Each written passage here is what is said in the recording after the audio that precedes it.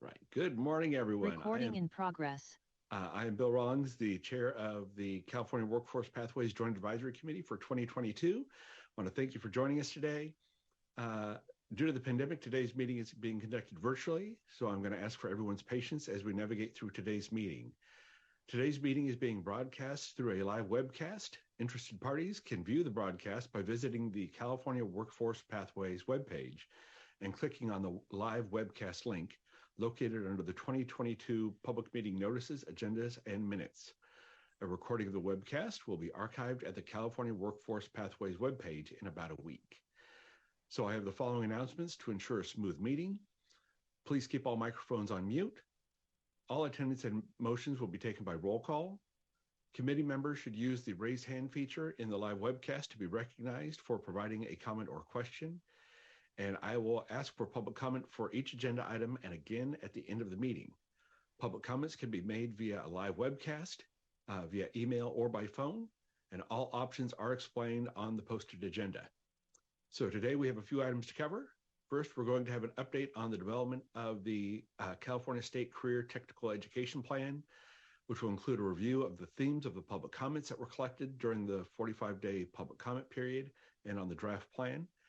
And we will conclude today's meeting with an update on the CTE state initiatives, the CTE incentive grant, and the K-12 Strong Workforce Program data metrics. So we have to have a quorum to continue. And since it's a virtual meeting, we need staff to call the roll. Rachel, if you're there, will you call the roll for us? Good morning, everyone. Chair Rawlings. I'm present. Member Escobedo. Member Grande. Present. Member McQuillan. Here. Member Rodriguez. Present. Member Williams. Here. All right, so it looks like we have a quorum, and the time is now 9:09, so I will call this meeting to order. And before moving to the first agenda item, I'll ask Rachel to announce the staff members who are supporting the meeting remotely. Rachel. At the CDE on-site, there's Division Director of the Career and College Transition Division, Pete Callis, and then myself, Rachel Moran. And from their homes, we have Sandra Sanchez from the Workforce and Economic Development Division at the Community College's Chancellor's Office. And we also have Colby Franklin, Education Administrator over the Career Technical Education Leadership Office. All right, thank you for that. So we'll move on to the first item, which is the approval of the California Workforce Pathways Joint Advisory Committee's August 11th, 2022 preliminary report of action, our draft minutes. So I'd like to seek approval for those minutes. Is there a motion? This is Member Grande. I move approval of the minutes. All right, there's a motion. Is there a second? Second. Second, I heard Williams. That's right. So we'll have Grande move and Williams second. Can we please call the roll?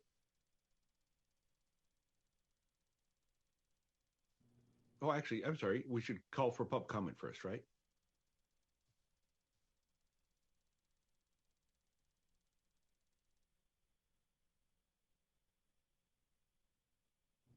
There's no public comment on this item. All right. Then with that, there are no member comments. Then can we please call the roll? Chair Rawlings. Yes. Member Escobedo. Member Grande. Yes. Member McQuillan. Yes. Member Rodriguez. Yes. Member Williams. Yes. All right, that passes. So the approved report of action and our minutes for the August 11th, 2022 meeting and the recording of today's broadcast will be available on the California Workforce Pathways webpage. So that'll take us to item number 2, which is an update on the draft California State Plan for Career Technical Education. So for that, I'm going to welcome Pete Callis, Director of the Career and College Transition Division, to guide the committee through the updated draft California State Plan for Career Technical Education and to get an update on the themes of the public comments. So Pete, take it away. Thanks, Chair Rawlings. Excuse my voice. I've had a sinus infection for about a week, so maybe a little crackly this morning. So our JFF staff, they were all out today, so they weren't able to participate in today's meeting, but they provided me with their notes, and so I'll be presenting on their behalf this morning on item 2. So the overview of our project was, we had our overview, we had our timeline that we've been working with, we had the state plan, the draft that we put together. We're going to look at some of the public review and comments, and then the next steps as we move forward through our process. As you remember, we had a phased approach for building this state plan. We engaged stakeholders in understanding the context back in July 2021 through November 21. We drafted the state plan during the time frame of November 2021 through March 2022. Going forward, phase 3 will be developing implementation planning with the field, and then phase 4, which will be November 2023 through March of 2024, we'll be measuring outcomes and getting more feedback from jobs for the future. And so, again, the California State Plan, we started off with the introduction, the bold vision of the plan, and note that this is it's strategic and visionary as a plan. We're looking at key priorities and themes for the framework. We have goals and strategies for years 1 through 3. We also have long-term area goals and examples from the field and the call to action. So that was how we've structured the state plan, and looking at what the feedback that we received from committee members at the August 11th meeting. The feedback we received was added into the plan before we posted it for the public review and comment. We reviewed, as we posted it, we decided we would do a 45-day public comment period. We sent out multiple email announcements, feedback opportunities for the field. We dedicated a web page to review the plan and to submit comments. We reviewed the comments. All of the comments were sent to JFF for their review and integrating them into themes and identifying the emerging themes from the comments. We received over 80 submissions of comments, individual comments that were close to 300 as we looked at them, and JFF worked on putting those into themes. The comment period started on October 3rd, and it went through the close of business on Thursday, November 17th. Again, we dedicated a web page to it. It went very smoothly. There were a variety of comments that came in from the public. So as we look at the emerging themes, the first theme was aligning across a wide range of sectors and interest stakeholders. And we received multiple comments about the need to better align K-12 colleges and workforce, including the challenges of different sector names and terminology being used, as well as a desire for a list of industry-recognized credentials. Multiple comments expressed interest in naming systems and interest holders in the plan for alignment purposes, including four-year universities, adult education, alternative education, and workforce initiatives such as WIOA. Respondents also expressed the desire to include industry partners in the development of the plan. Some suggestions: develop a crosswalk of sectors, pathways, and terminology to promote cross-sector and cross-agency alignment. People also stated that they would like to see some language around additional opportunity to align our systems outside of the K-12 community college system.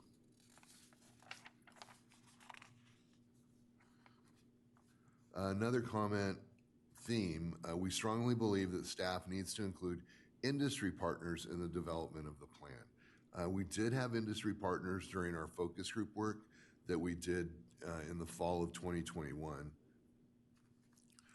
Next theme was tackling CTE teacher shortages and credentialing. Multiple comments expressed interest in addressing faculty shortages, both in terms of attracting and retaining qualified professionals. Many comments name the Commission on Teacher Credentialing as a key interest holder in developing a process to attract qualified industry professionals in the teaching profession. Respondents made multiple comments about CTE teacher credentialing criteria, including an interest in criteria such as industry experience being included in the plan. Sub-comments, CTE credentialing criteria should be included in this document. There is no language that gives the qualifications for teaching a CTE class. There should be defined parameters of CTE credentialing that include CTE curricular areas. Professional experience with significant hour requirements have to be preserved in this plan. Next piece was addressing challenges to implementing high-quality work-based learning.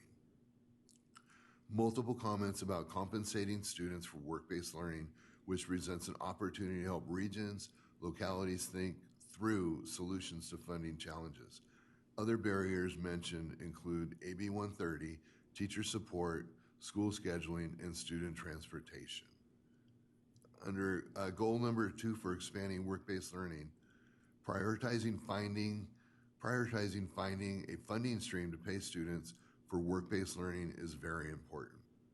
Another comment, work-based learning will not be successful without addressing the current challenges in the field, which include the late to school start, which causes a lack of availability for students, the new employer fingerprints law, student transportation. Students and families do not want to work for free. Next on emerging themes, boosting access to high quality CTE. We received multiple comments express interest in including quality criteria for CTE programs. Career and Technical Education Incentive Grant criteria was mentioned multiple times. There are also multiple comments with an interest in making CTE a core component of K-12 education curriculum. There's no mention of quality criteria for CTE programs. The quality criteria used in CTEIG should be included in the state plan for CTE. Without standards for high quality programs, there is no accountability for funding.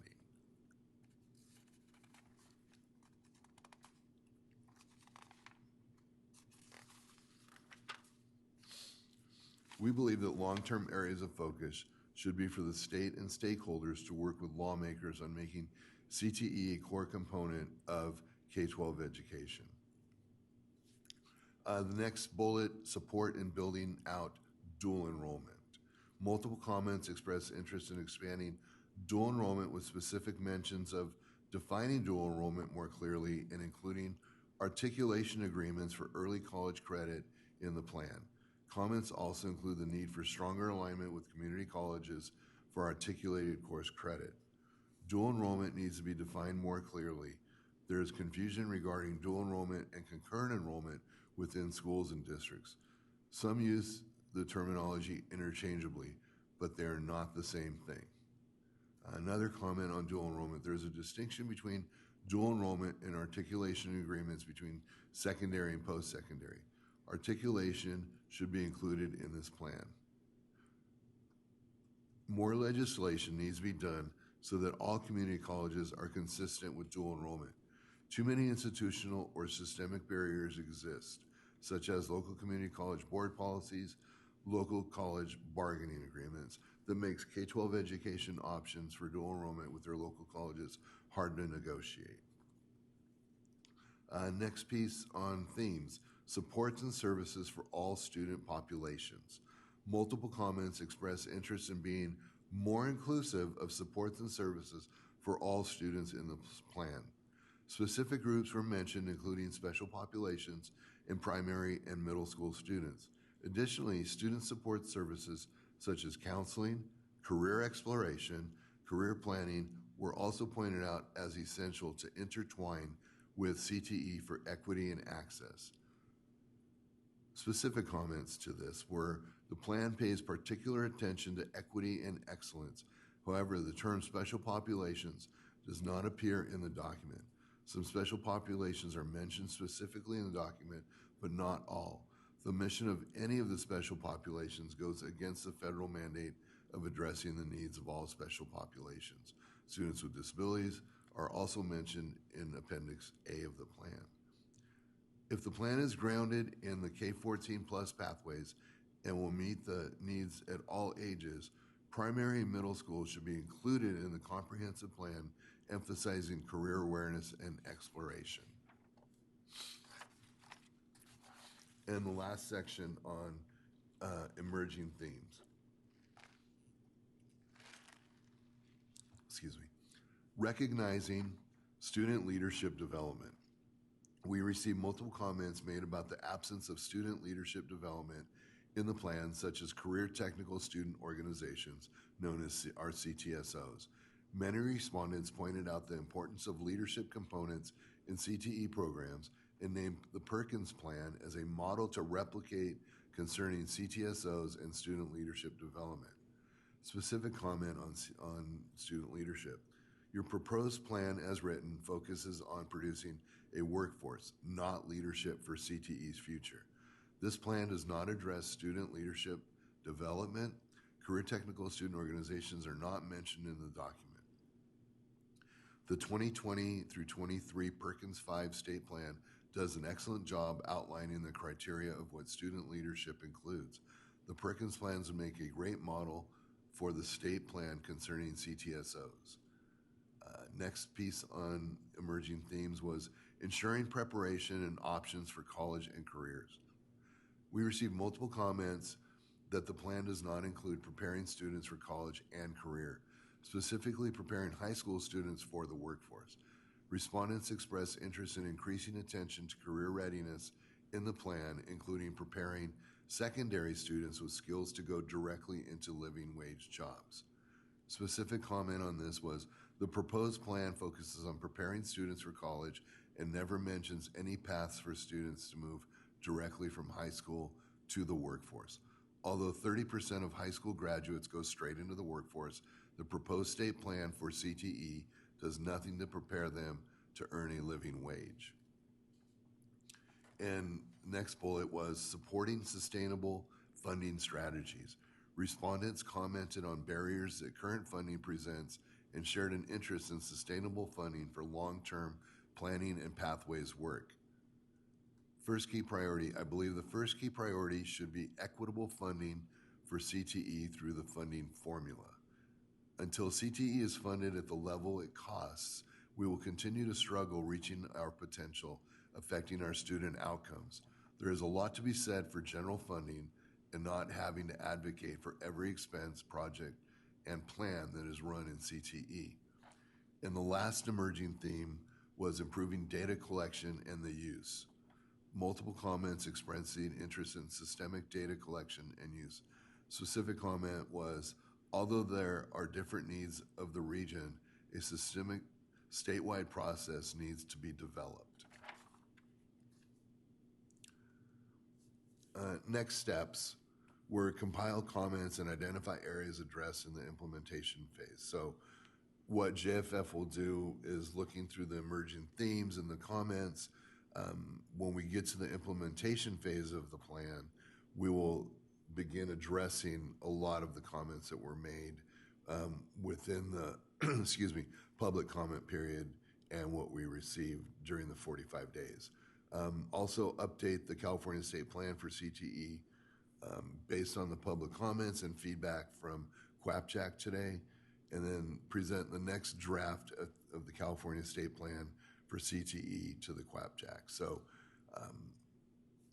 what JFF plans on doing is taking comments from the CWPJAC committee members for today. We'll take notes on this and provide those notes to JFF, and we can integrate some of your requests into the plan based on the comments that we received today.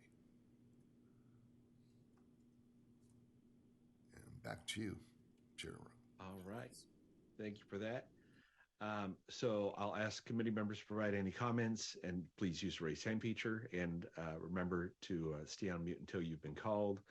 I'm going to start off here really quick and ask you, Pete, if you can kind of talk through a little bit about the scope of this plan, what we're overall trying to address. Because I think I'd say in the public comments, there's some really great information there. I think I'm really looking forward to seeing what the next version holds when we include those ideas in the plan. But some of them drill down a little bit further than I think we wanted to, and so I wondered if you could address some of that with us.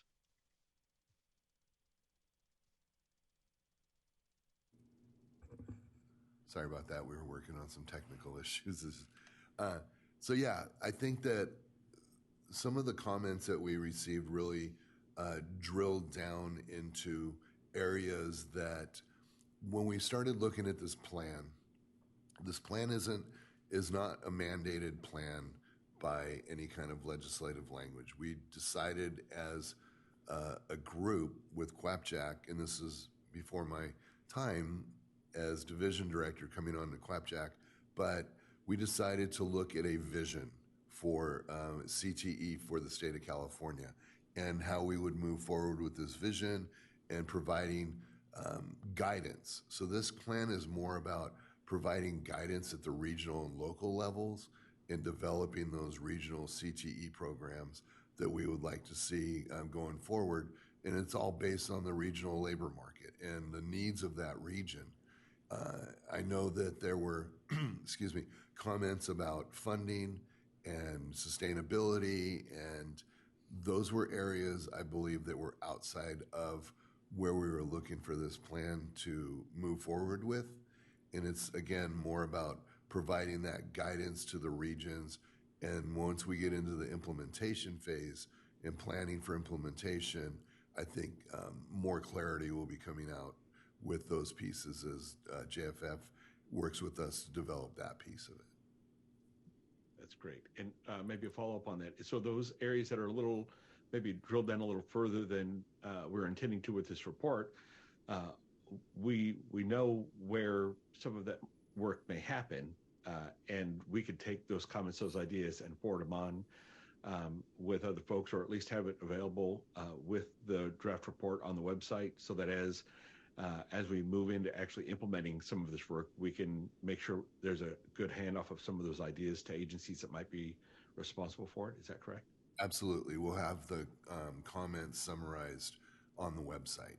We're working on that project right now to have them up and posted so that people can see all the comments that were made. All right. Sounds great.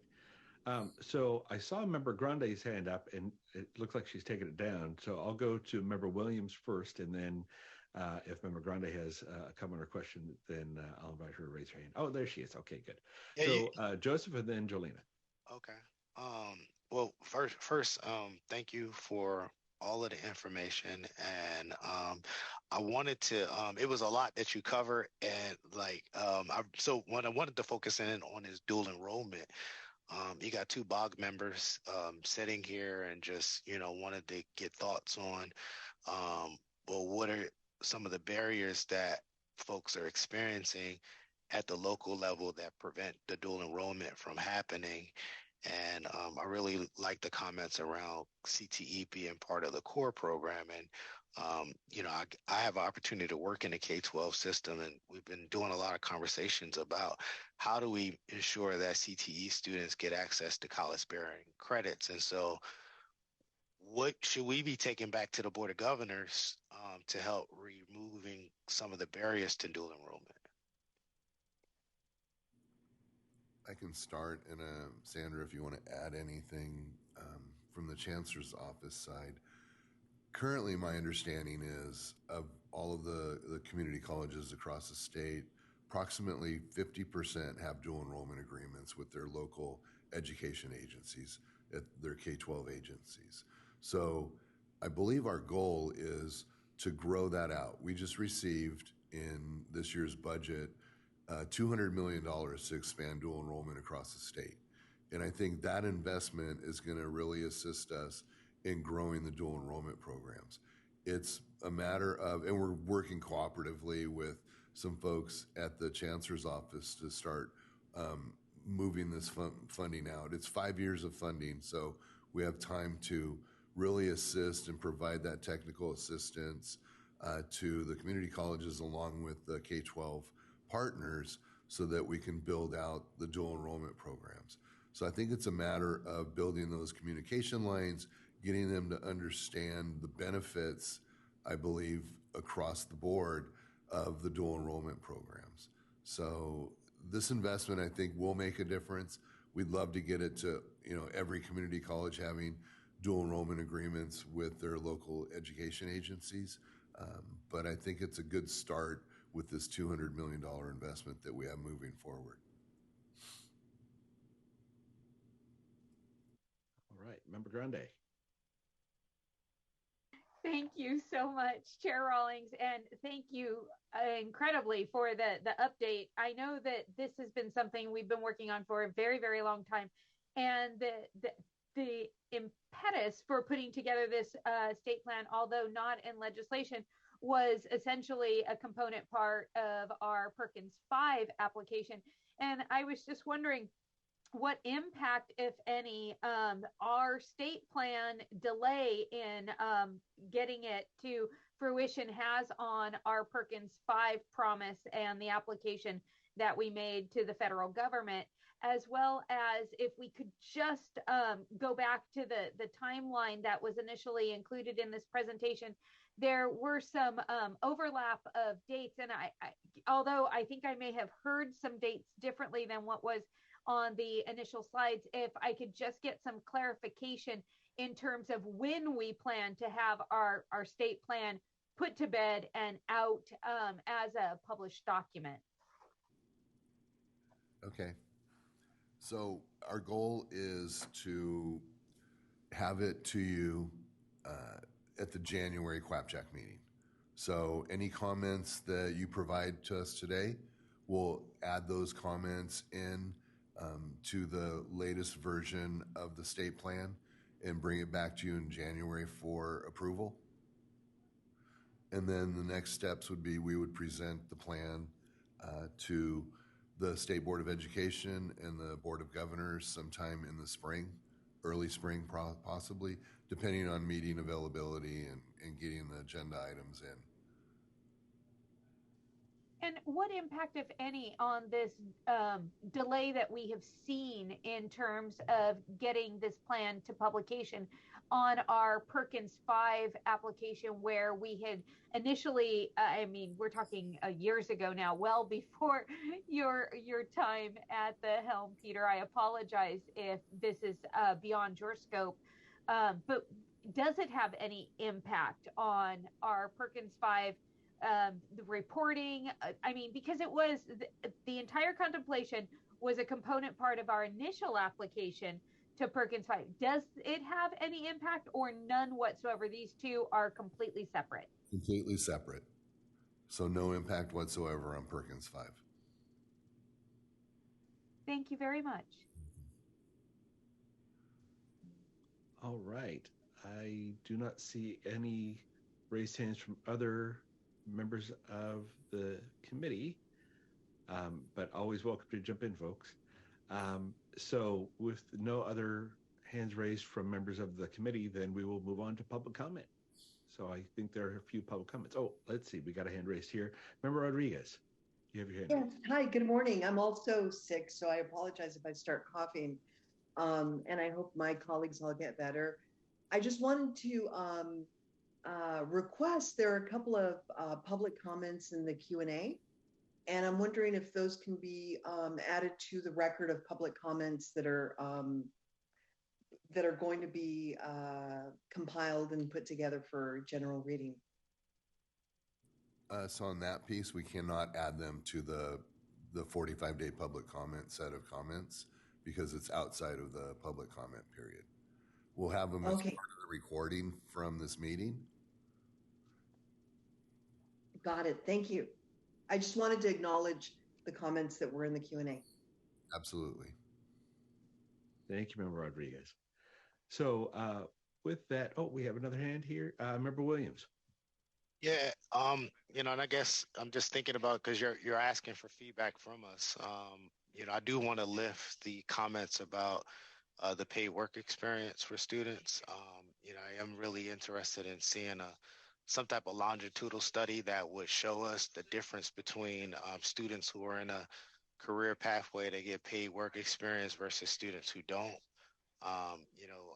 There's some that believe that if students have an opportunity to earn a wage through CTE in some type of way, their outcomes would be a lot greater. And so if there's a way to sustain that and really make sure that students are getting at least 100 hours of paid work experience in the CCI and the college and career indicators, there's a push for 100 hours for students to have an IEP. However, if we can look at opening up that kind of thinking for all students, that all students in the pathway, at least seniors, if you're in the 12th grade, you should leave high school with at least 100 hours of paid work experience. And so if there's a way that kind of thought could be included in, as you build this plan out, I really would like to see that. So we'll try to spin that in there for you and figure out a way to include it. I'm sure we can. Again, it's guidance, right, for what we can deliver, but I think it's good guidance if regions can really work on developing paid internships.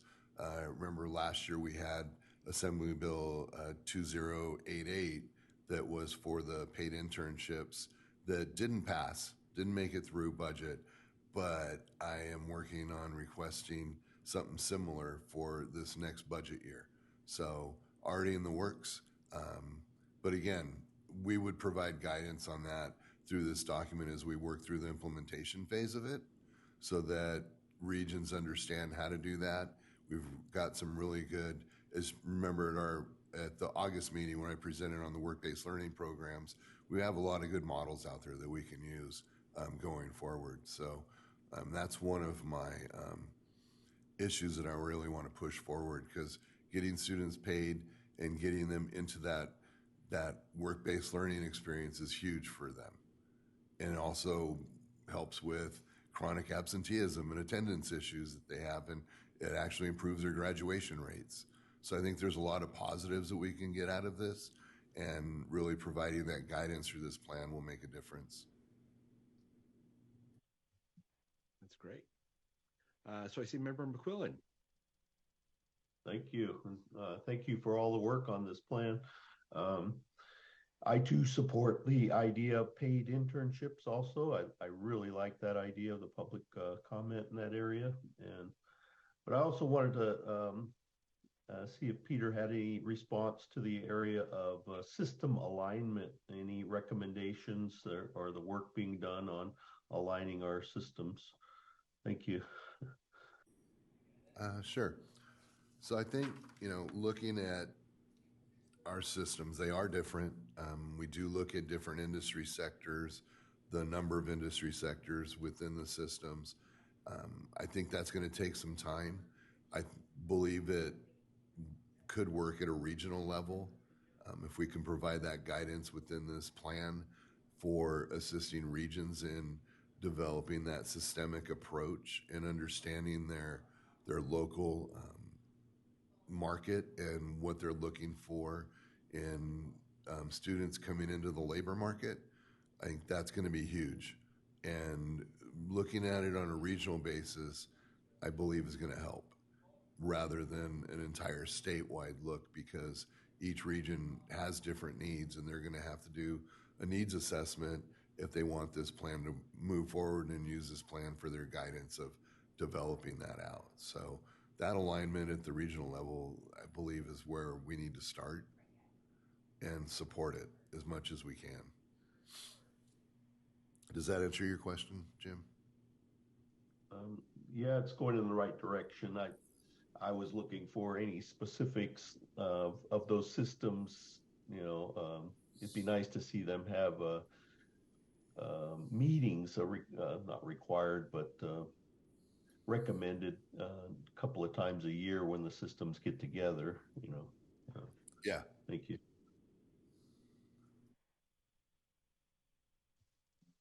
And I believe that also aligns a little bit with what we're doing in the post-secondary world, where we have regular meetings between the segments and talking about alignment, really focusing on that. I think there's also a lot of potential as the post-secondary work towards building alignment gets a little more meat, that some of that will help inform the work that we're doing here and really help drive some of the alignment between our local K-12 partners and their community colleges, because I think it'll be a little clearer for some of our K-12 partners to see how things are lining up, where they lead to, and then we have really a more comprehensive pathway from K through 20, really, and out in the workforce at any stage along the way. So I think there's a lot of potential as we move forward to really drive this, and regional focus is going to be really important. So I think this is great. Any other comments from members of the committee? All right. Seeing none, then we are going to turn it over to public comment. And I know that we have some public comment in the Q&A in the chat. And so I'll invite a member of our staff to read through those and make sure that those are included in the record, and then take the live comments. So I believe it's Rachel. Thank you, Chair Rawlings. The first public comment is from Mark, I apologize if I mispronounce your last name, Basnaje, Executive Director of Make Knowledge. Many of us like much of this report and draft plan, but find some glaring strategic holes. California is the world's 5th largest economy, and this plan fails to show the great opportunities in both innovation in general and in climate-related career work in particular. There is nothing I have seen in the collated themes that recognizes these issues. California is and needs to be a global leader in creating green jobs. This is not about creating one new strand or sector, but about deeply understanding the implications across most of the current CTE industry sectors. There are many resources for the state to draw on to help align the CTE plan with the state's climate ambitions, including nonprofits like ours, the California Environmental Literacy Initiative's Green Jobs Innovation Hub, the statewide ECCPL's project, and the recent California Future of Work Commission report. In other words, there are many people and organizations willing and able to help fix these missing future-oriented pieces. The next comment is from Dr. Adrian Hightower, Sustainability and Resilience Manager at Metropolitan Water District of Southern California. Hello, how does this plan address the changing workforce landscape in response to climate change and the environment? How does this plan address the state's sustainability goals and the requisite green jobs that will be required to meet these goals? Thank you. And the third comment that was typed in the Q&A is from Anna Alvarado with the California EDGE Coalition. EDGE is a statewide advocacy organization that unites business, labor, social justice, education, and workforce organizations with a mission to build a broadly shared prosperity by advancing state workforce policies that create economic mobility for Californians. In response to the CTE state plan, we applaud the committee for drafting a student-centered plan that will help bolster CTE programming in California. EDGE provided a comment letter uplifting some of the proposed items in the draft plan and provided recommendations to include in the plan, such as adult enrollment strategies, credit for prior learning, and competency-based education, increased collaboration between industry and education, and ensure alignment with cradle-to-career data system. Thank you for the opportunity to provide input, and we look forward to partnering with you as the state plan continues to develop. And we have 3 members of the public with their hands raised, and I will start with L. Gunnarsson. Your time starts now. Good morning, committee members. My name is Lance Gunnarsson. I am a career and technical education instructor, and I represent the California Teachers Association. CTA appreciates the opportunity to review the draft plan, and we submitted a letter with detailed suggestions on November 17th. In general, CTA applauds the ambitious plan for its focus on access and equitability for all students. But CTA is a little disappointed in the lack of specification on how the state will accomplish, fund, and prioritize the many facets of this plan. Currently, there are many barriers to implementing this plan. One significant obstacle will be the lack of sustainable CTE workforce due to the many issues laid out in our letter. CTA does look forward to working with the CDE, the SBE, the Chancellor's Office, and this committee to help move this important work forward. Thank you for accepting my comments. Thank you, Lance. Next will be Jeff Schmidt. Your time begins now.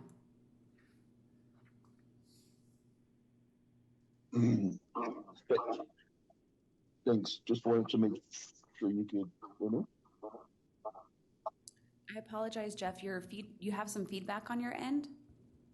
Oh, is that a little bit better? That is significantly better. Thank you. Thanks.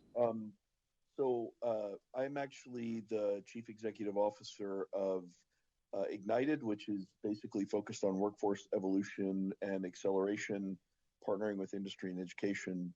We work with CTE teachers all the time. I have three really quick comments.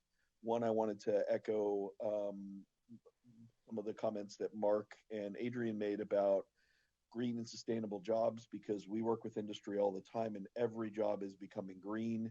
So the fact that we call out diversity, but we don't call out that we need to really get CTE oriented around that aspect. I feel like we all need to kind of play a part there. But I also want to zero in some comments on two things that are really concerning. I think I'm going to offer less applause and more concern.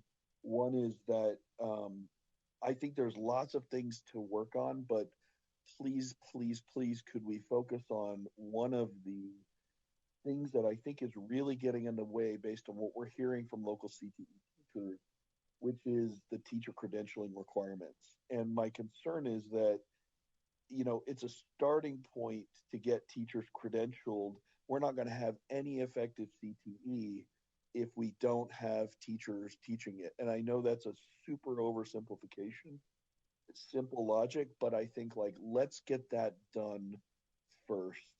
I think the requirement is too long from what I'm hearing from most CTE teachers.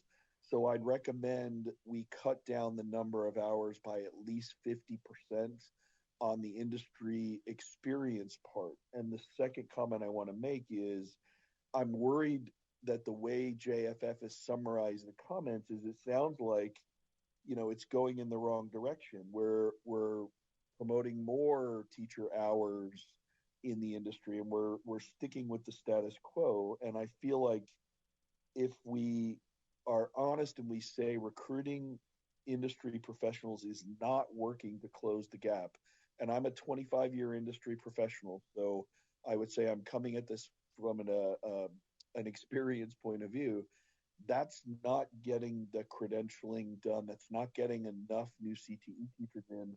And so we're putting a huge barrier on teachers who have the number of hours is too high, the rewards are too low. And so we're actually shooting ourselves in the foot by not making it simpler for them to do it. And we can do that without sacrificing program quality. So my request to summarize is let's get one thing done amid all the issues. I think that's fantastic that we're looking broadly and systemically, but let's get one thing done that's going to have huge downstream impact. And let's make that, make it much more attractive for CTE teachers, for teachers to get the CTE credential, make it easier by cutting the number of industry hours in. Anyway, that's my comment. Thank you for the opportunity. Thank you very much. And the last public comment to be spoken will be from Kyle Highland. And sorry, your time starts now.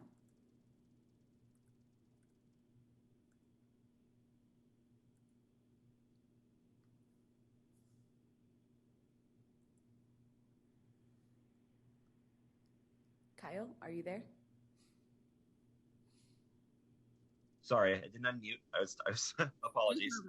You think I'd get this ready right after 2 years by now, but sorry, I'll start over. Good morning, Kyle Highland on behalf of the Career Technical Education Joint Powers Authority Coalition. We're an organization that's comprised of 15 CTEJPAs that deliver to CTE to more than 60 school districts here in California. We submitted our perspective and recommendations for the state plan with a letter that was addressed directly to the committee and the state plan team. And we also submitted our recommendations and thoughts on the draft state plan through the public comment process. So I won't dive into those details today. I really just wanted to thank the committee and the state plan team for their hard work on developing this very important plan. I also want to personally thank Pete Callis and Rachel Moran for meeting with us a couple of weeks ago to discuss the draft state plan. We felt that conversation was very productive in finding ways for our coalition and for CTE staff to work together, not only on the state plan, but also on other trending CTE issues.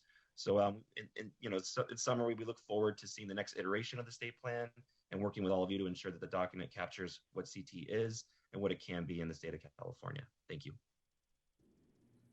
Thank you, Kyle. We had one more comment come in via Q&A from Amy Frame. She says, I am also concerned that there is not a mention of green careers. How will California meet its ambitious emissions reduction and public health goals? Our K-12 students learn California's environmental principles and concepts, but without articulation into CTE programs. How will they bring these concepts to life and improve communities impacted by environmental injustices? And I believe that is the end of public comment for this item.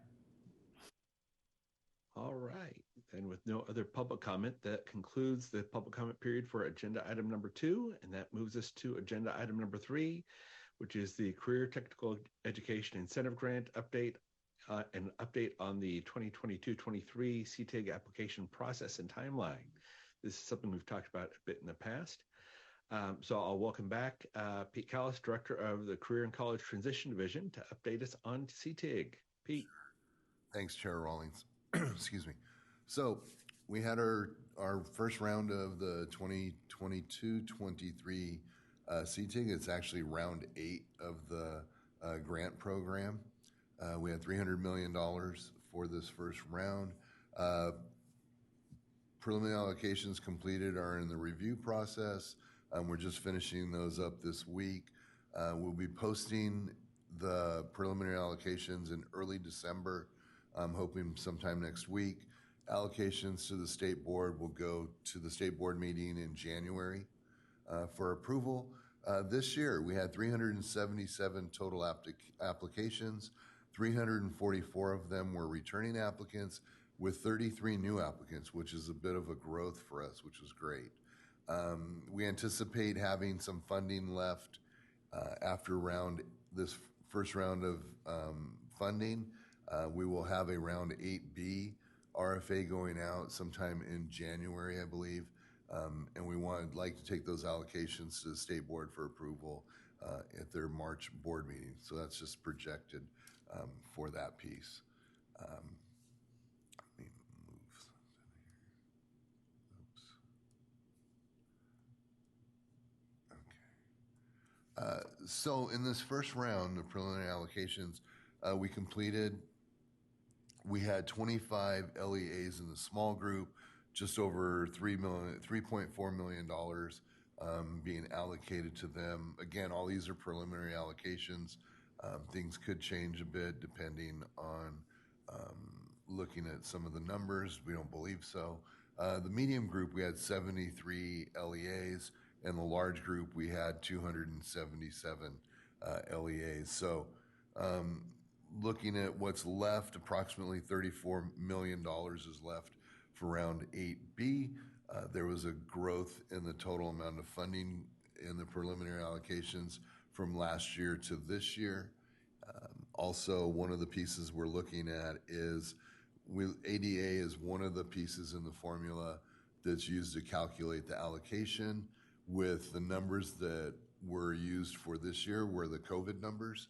So there was a reduction in ADA numbers across the board, but we're still able to fund more money going out to the LEAs for this first round.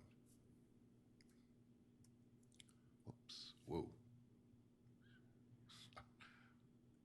Sorry about that. Let me get back to ours. Is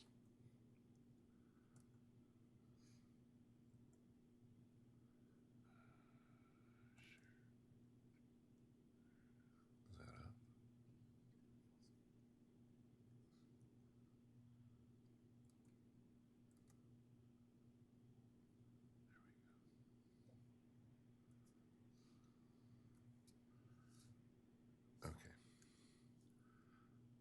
So any comments from board? Back to you, Bill. Thank you. All right. Any comments from committee members? So I will start off and give people a chance to think about it a little bit. You mentioned about the growth of the number of applicants, and especially the number of new applicants, right? I know that we were concerned about that a couple of years ago, and that we were putting a little more intentional effort into that. Is some of this growth attributable to that? And what can we do to really reach out maybe even further and find other local agencies that haven't taken advantage of the program yet?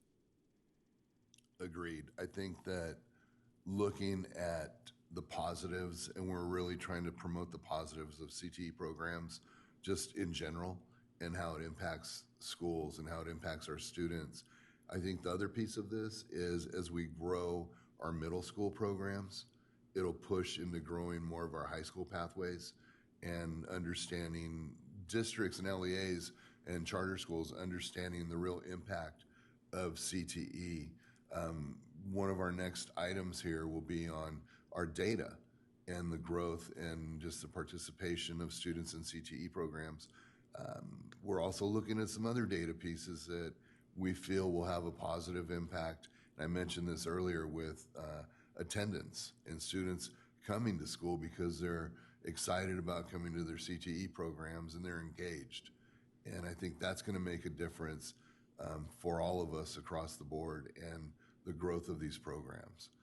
We're doing a better job at marketing the CTEIG program now and building that out. So it's just taken some time, but I think our team is doing a good job. They're a lot more focused on the marketing of our programs, and we want to do even more marketing going forward. That's fantastic. Glad to hear it. I see Member Williams. Hey, Pete, I'm thinking about braided funding opportunities. Do you have any thoughts about, our workforce investment boards? They do an incredible amount of youth services for out-of-school youth, and, really would like to see them do more for in-school youth. Thinking about the industry advisories, just accessing the workforce system with our CTE program would potentially strengthen our industry advisory committees or whatever they call that support the CTE programs, but just getting more access to employers and more access to some of the services that are provided under WIOA. CTE generally doesn't have strong wraparound and support services, but if we were able to braid the funds with WIOA, that might get some of the case management services and some of the other services that are not available in CTE programs, because our counseling isn't really set up like that. It's not set up like the services that are provided under WIOA. Do you have any thoughts about that? Is that feasible? You think that's already happening, or, what do you think about that? So I think it's starting to happen. What we're looking at more is the apprenticeship programs and the youth apprenticeship programs and pulling those students into those programs. We have to get employers dedicated to understanding that these 16-year-olds can do work. And if you really mentor them and do a good job of mentoring them, they will provide the work that you want done at your agencies. And I think it's more of building that trust and understanding that they can be responsible citizens. I think it's a lot of the mentoring, like you just mentioned, providing those wraparound services. I'm hoping, because I have the community schools program in our division, so I want to build that CTE component into community schools, because that's going to give those wraparound services to students and families as we move forward, right? So I think it's all of that and all of those components together and developing the workforce. Yeah, I think the community schools piece, I think that would be powerful. If there's a way that we can get the counties and the cities, because their staff have different skill sets than the school staff has in terms of bringing those employers in. Like my local workforce investment board, they talk to employers regularly, have an employer services department. There's really no reason for schools to think about staffing that kind of resource when the counties already do it. it's just finding a way to incentivize and giving the county a carrot to be, more connected to schools. Like they should have their case managers at school sites. It's almost like it's low hanging fruit for their performance measures and ours, but it just gives us a resource that we don't technically have to fund as schools. And so, it'd be really interesting to get the county and the city workforce boards really, connected at a different level. Absolutely. Yeah. All right. Good comments. Any other comments from members of the committee? I am not seeing any. So without any public comment or any comment from members of the committee, we'll move on to public comment. And I believe we have some public comment, so I will turn it over to Rachel. Hello again. We have Jeff Schmidt. Thanks, Rachel. Can you hear me this time? Yes, we can. Oh, excellent. And I wasn't going to comment, but I wanted to build on what Member Williams said, because actually that's a really great point that he was making to Pete. So our organization, we work with schools also to do things like apprenticeships, to do the braided funding with CAI, the apprenticeship initiatives, the high road training partnerships. One of the challenges we have as a relatively mid-sized nonprofit is we actually have to go school by school, LEA by LEA, and make the case and do a lot of legwork to be part of their CTEIG programs and to help evolve them toward some of the things that Member Williams was saying. So if there's a way we could build partnerships with the community-based organizations and the government agencies that are already providing these services and make them a lot more visible to schools and make them easier for schools to just plug and play. We're constrained by the bandwidth of having to kind of go school by school and making a pitch. We have the capacity to do the work. It's just we don't always have the capacity to make ourselves known to 200 different school districts. So I just wanted to kind of put that out there as a way to build on what Member Williams was saying. Is I think you can also pull nonprofits and community-based organizations into that fold and make it much easier to increase your CTEIG participation. So I don't know if Pete responds to stuff like that, but happy to take it offline too. Thank you.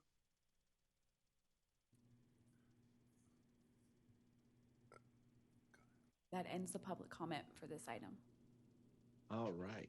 So there are no more public comments for agenda item number 3. And we would normally have a break scheduled here, but we are ahead of time.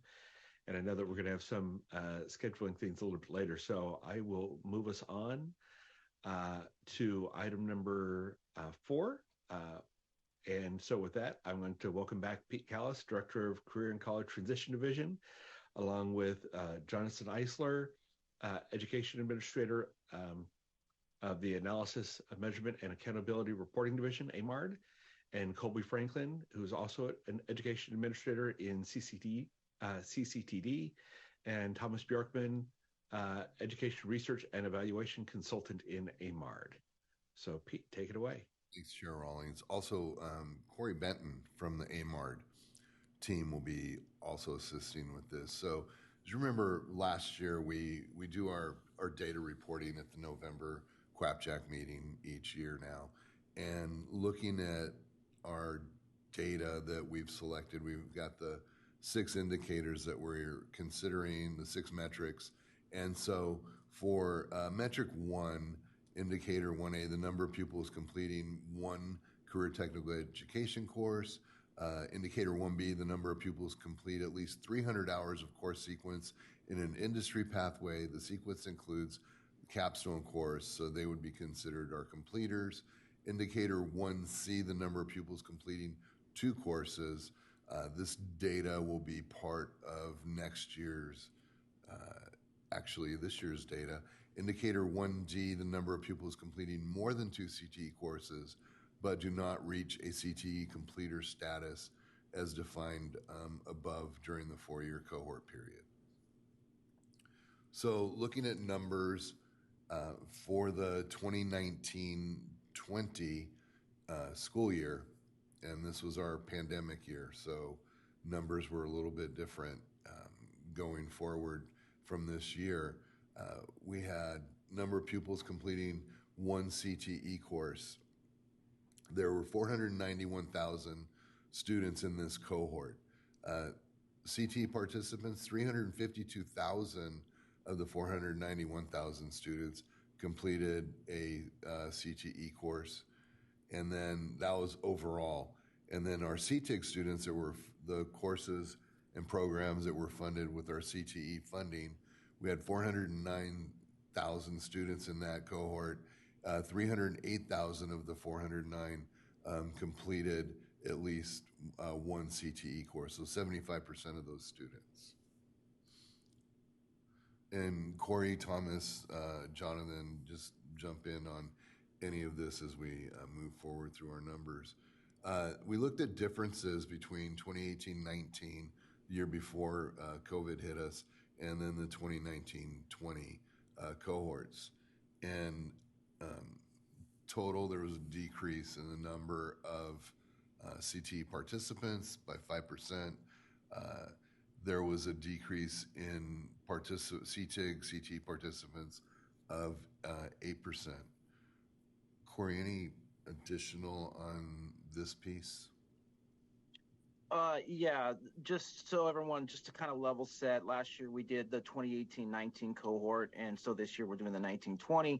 And so just keep in mind as we're going through these numbers that, of course, 2020 was the beginning of the pandemic, so that could have some sort of effect on these numbers going forward. Just wanted to point that out. Right. Actually, the other thing, this is Tom Bjorkman. I just wanted to point out as well, when comparing this and looking at stuff longitudinally, there was a change in course codes during the 4-year cohort window. And so, the 18-19 cohort, there are 4 years in that window where certain course codes were available that were not available in the 19-20 cohort, where there were less years, so to speak. So I think it's just something to consider that, changes in data models will have an impact on some of the data stories that you're seeing here. So this next piece looks at our completer data, the 300 hours of course sequence in a pathway with the capstone course, and the students received a C- or better in the capstone course. Just as you can see, 16% of the cohort were completers, and of the CTEIG investment, there was about a 2% difference higher in CTE completers overall. Indicator 1B, the number of CTE completers difference between the 2 years, just minor differences overall on this piece. Member Rollins, can I ask about 1B? Yeah, I was going to ask, maybe as we get through each metric, Pete will be able to go through and do questions just so we get them timely. Yeah. So, Member Williams. Pete, do you think there would be any value in, I'm not sure if you all are familiar with the work-based learning continuum. I think with 1B, we place a lot of emphasis on the classroom experience. But if we're trying to prepare folks for the field, is there a way to give credit or to push schools to, hours in the field, like, the work experience component? If we looked at the work-based learning continuum, there's the career preparation and the career training. That's the part where they're actually connecting to employers, because the 300-hour course sequence is like really, it gives a lot of weight to, I guess, teacher experience or the quality of the classroom experience, and there's no real waiting around, actually experience with an employer or actually doing the job that you're being trained to do. Any thoughts around getting a metrics that would push us to get to the work experience component or the work-based learning? I know we have some programs right now that the requirement of doing an internship after you've completed the capstone course is out there, such as our California Partnership Academy programs. They do their 2-course sequence in their sophomore and junior year, and then their senior year, they're doing a work-based learning internship program out in the field. And it's a great model. It's made a huge difference. Our A through G completion rate is 20% higher than the state rate in those programs. Our graduation rate is close to 98% for those students. So yeah, I believe it makes a difference. It's just finding as we've talked about earlier through some of the comments that we received in public comment about having enough CTE teachers to be able to do this and provide the programs out there. I know some folks wanted to have a CTE completer as a graduation requirement for all. At this point, it would be impossible for us to be able to find enough CTE teachers to be able to even provide that for every student. But it's a great goal. I think I agree with you. That work-based learning piece will make a difference. Yeah, because it's almost like CTE is in another world in these districts. Like it shouldn't be incumbent on the teacher to create the work-based learning experience. It's the districts and the schools' responsibility to be part of that. And so, but yeah, so I'm glad you get it. But if there's a way to push districts in that direction, and I really, again, want to go back to lifting that comment of how do we bring the CTE as a part of the core, because there seems to be more, I don't know, CTE just seems like it's a thing, it's off by itself kind of in districts. It's still considered an elective program, right? And it's how do we get that into that core component? You see how many students are actually taking the one course as participants. It's how do we get them to take that next step to become completers? And I think it's educating administrators and new administrators coming on and understanding that. When I speak at our Educating for Careers conference, I do an administrator's strand and talk about my perspective after being a high school principal for a number of years and how I built this into my programs. And it's doable. It's just getting them to understand it's not just a shop class anymore. It's actually a career readiness component for students. Right. And all education is career education, right? Exactly.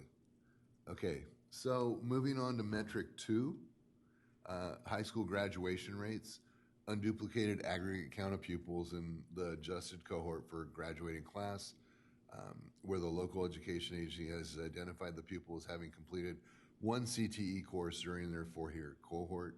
So that's 2A.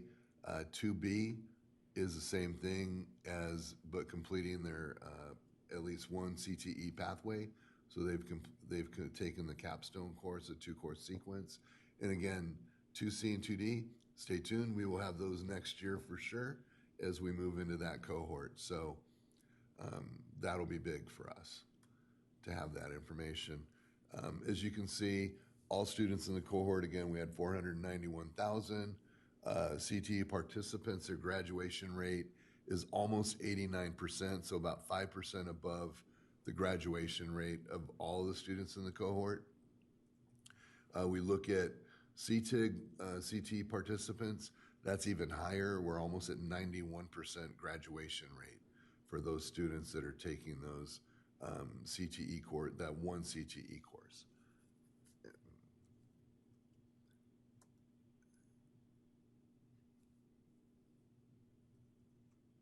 Corey, you want to, this is just the difference, as we said, in the past from the 2019 to the 2019-20 cohort, right? Yeah, it's not significant changes, but it's there. I mean, just slight.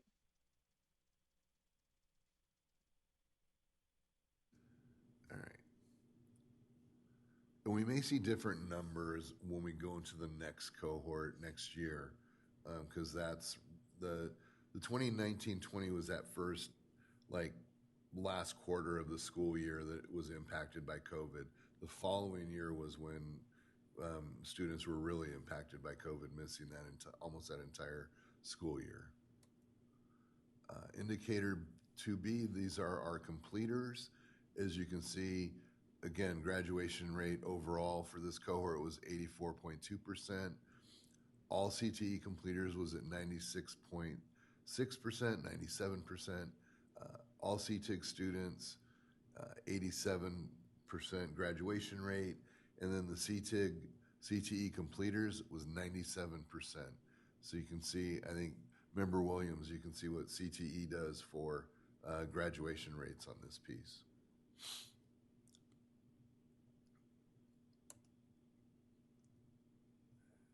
And then 2B, again, it's just a comparison of, this is a comparison of the 2 years. And then metric 3, number of pupils meeting academic and career readiness standards is defined in the CCI associated with the California School Dashboard.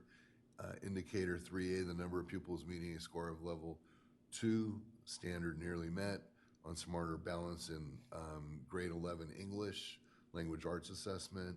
Indicator 3B, and this is the mathematics assessment, scoring a level 2 of standard nearly met. Indicator 3C, the number of CTE completers is defined in CCI, and indicator 3D, the number of pupils completing college coursework is defined as CCI associated with the dashboard. All right, Corey, you're gonna have to jump in on this one with me. Oh yeah, so the percentage tick marks there, that's for level 2. That's the focused on the standard right there. So that's going across all the different, the cohorts. So you have the all cohort is all those students who had a score when they were in the 11th grade and took the ELA exam or the assessment. So that's why there's 425,000 students that they had a valid assessment score for ELA. And then just going across the different funding sources along with the completers, what we call the non-completer participants. Those are those who took a CTE course but didn't complete a pathway, but they're separated by the completers. They're not in the same number right there. So we have basically the whole cohort broken out by the different categories of not taking any CTE courses, the completers, and then the non-completer participants. And then you have the CTIC funded students with those valid scores. And so the percentages are just basically on that level 2 standard score. Got it.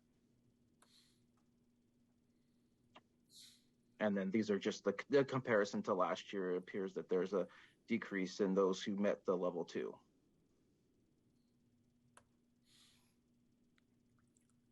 And then the same applies here to the mathematics as well. The whole cohort broken out by the different, if they were a non-CT student, if they were a completer or a non-completer participant, and then the CTIC funded students as well. Okay. And then there's the comparison again.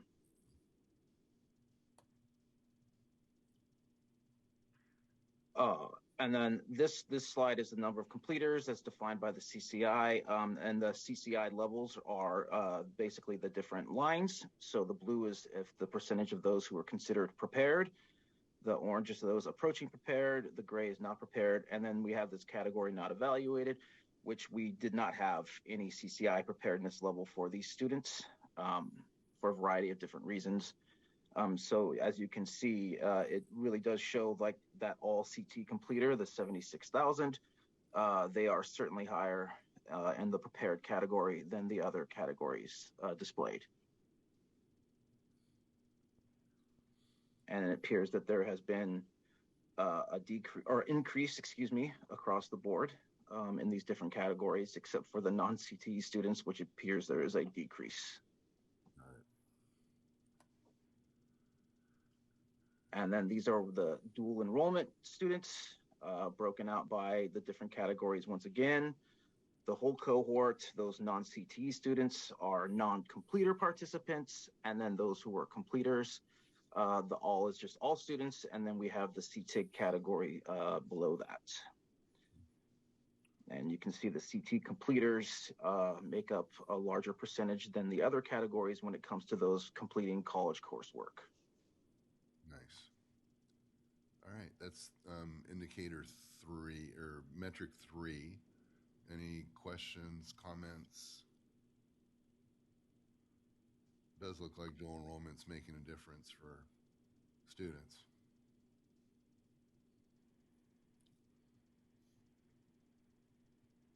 Okay. Any questions, folks? Good. All right, metric 4, number of pupils obtaining industry recognized credentials. So that's 4A. The number of CTE pathway completers obtaining industry recognized certifications. Indicator 4B, the number of CTE pathway completers completing work-based learning experience. So on this one, Corey, what's our time frame for actually being able to get this metric? I would look to either Jonathan or Tom to discuss that piece. Some of this data lives outside of the CalPADS data that I work with. I'm not sure if either one of them are on right now. Oh, there's Sorry, Jonathan. I was muted. I think we can actually, and this might address Member Williams' thing earlier. I think we could bring in some of these data because it's now being collected. And so we could enter this metric into it and also maybe look at it in the context of those other metrics, looking at grad rates and assessment results. It would be an interesting measurement. I know in those earlier cohorts we didn't have those data. We do now, so we could start looking at that. So do you think next year's cohort, will we bring that forward, the 2020-21 cohort? We might sure. have this info. I hope so, yeah. So how much data do we have this around metric 4 now? Well, for the cohorts that we're visiting, I think those that we're doing, I don't believe these data were available.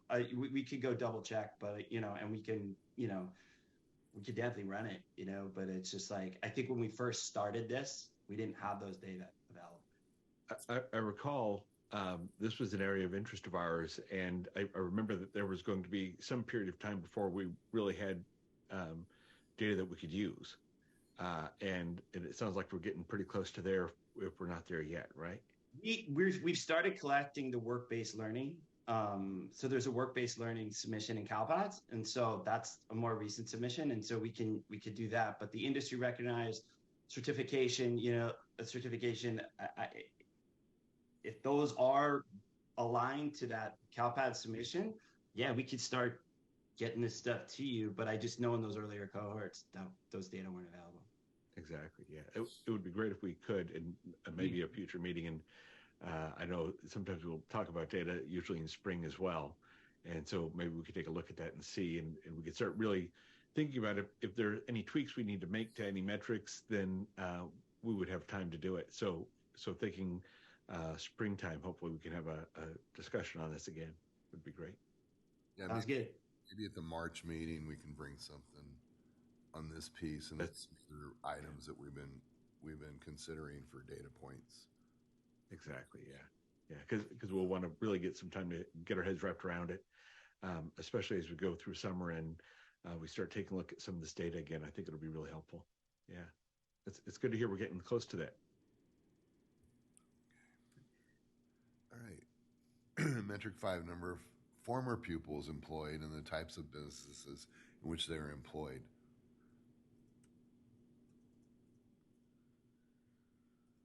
So use of post-secondary status of CTE completer survey. So basically we do get some of this information from the survey. LEA's reached out to 56,000 students to take the 2019-20 survey. 30,000 students, of which 25,000 were CTE completers, provided valid responses out of the 491,000 students in the cohort. 25,919 students either refused to answer or could not be located.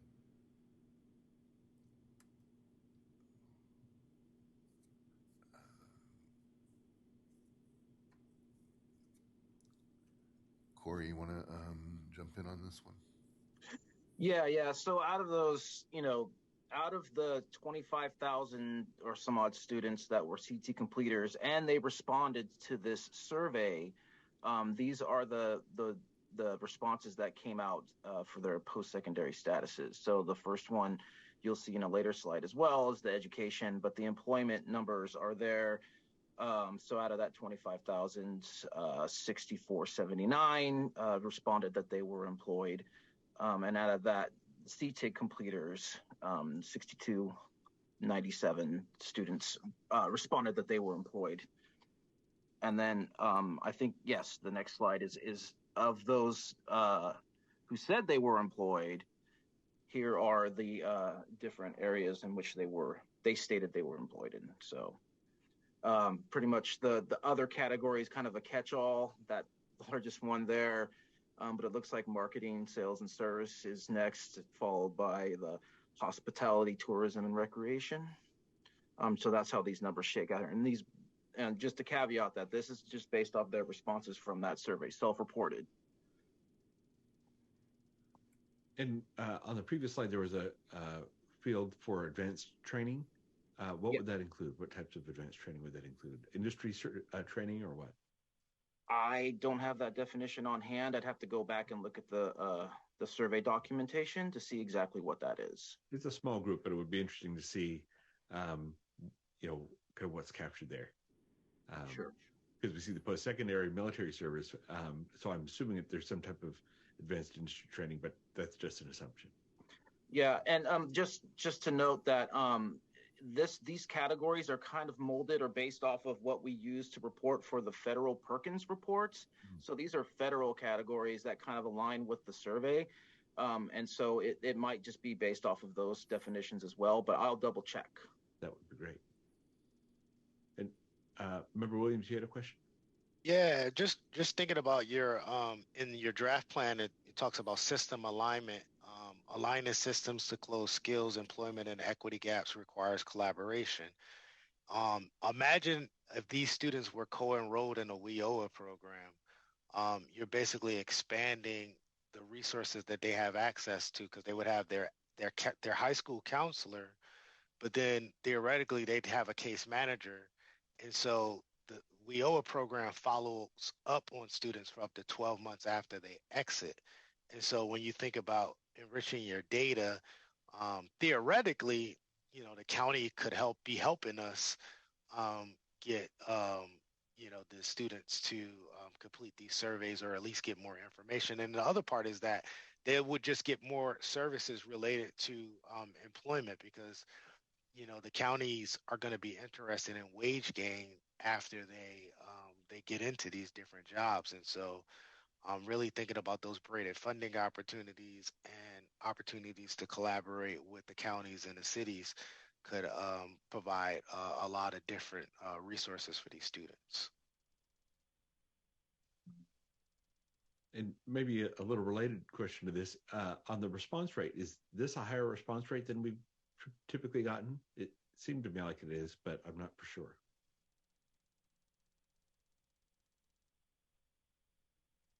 I don't know that offhand.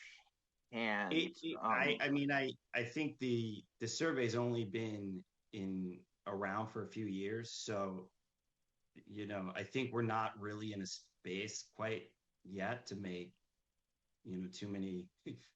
You've got 2 years of data, let's say, so it's like, it might be better, and it could be something that LEAs are really integrating into their culture at their schools, of getting it out there and being more proactive. But it's a really new collection, so to speak, on our end. Yeah, I can say that this is, I think, the second year that it was given. So I've actually worked with this data in future, like 2020, 2021, for my federal reporting, and I can tell you that the numbers have increased. So not only the number of surveys that were sent out, but also the response rate, I believe, is higher even now. So that 56,000 has grown to like 70,000 over the. So it's becoming more. It's increasing in size, I should say, over the years. That's great, because my point on that is really, as Tom mentioned, I'm really looking at seeing it get ingrained in the culture of the organizations, and it sounds like we're moving in that direction, which hopefully the future years will prove that out, and that would be really helpful for us. All right. Any other questions so far? If not, I want to make sure that we get through the rest of your slide deck.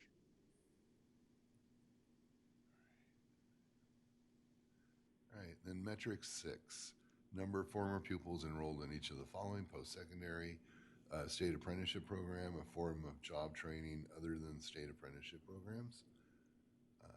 6A would be the number of CTE pathway completers enrolled into post-secondary ed. 6B is if they're pathway completers and they're enrolled in a state apprenticeship program.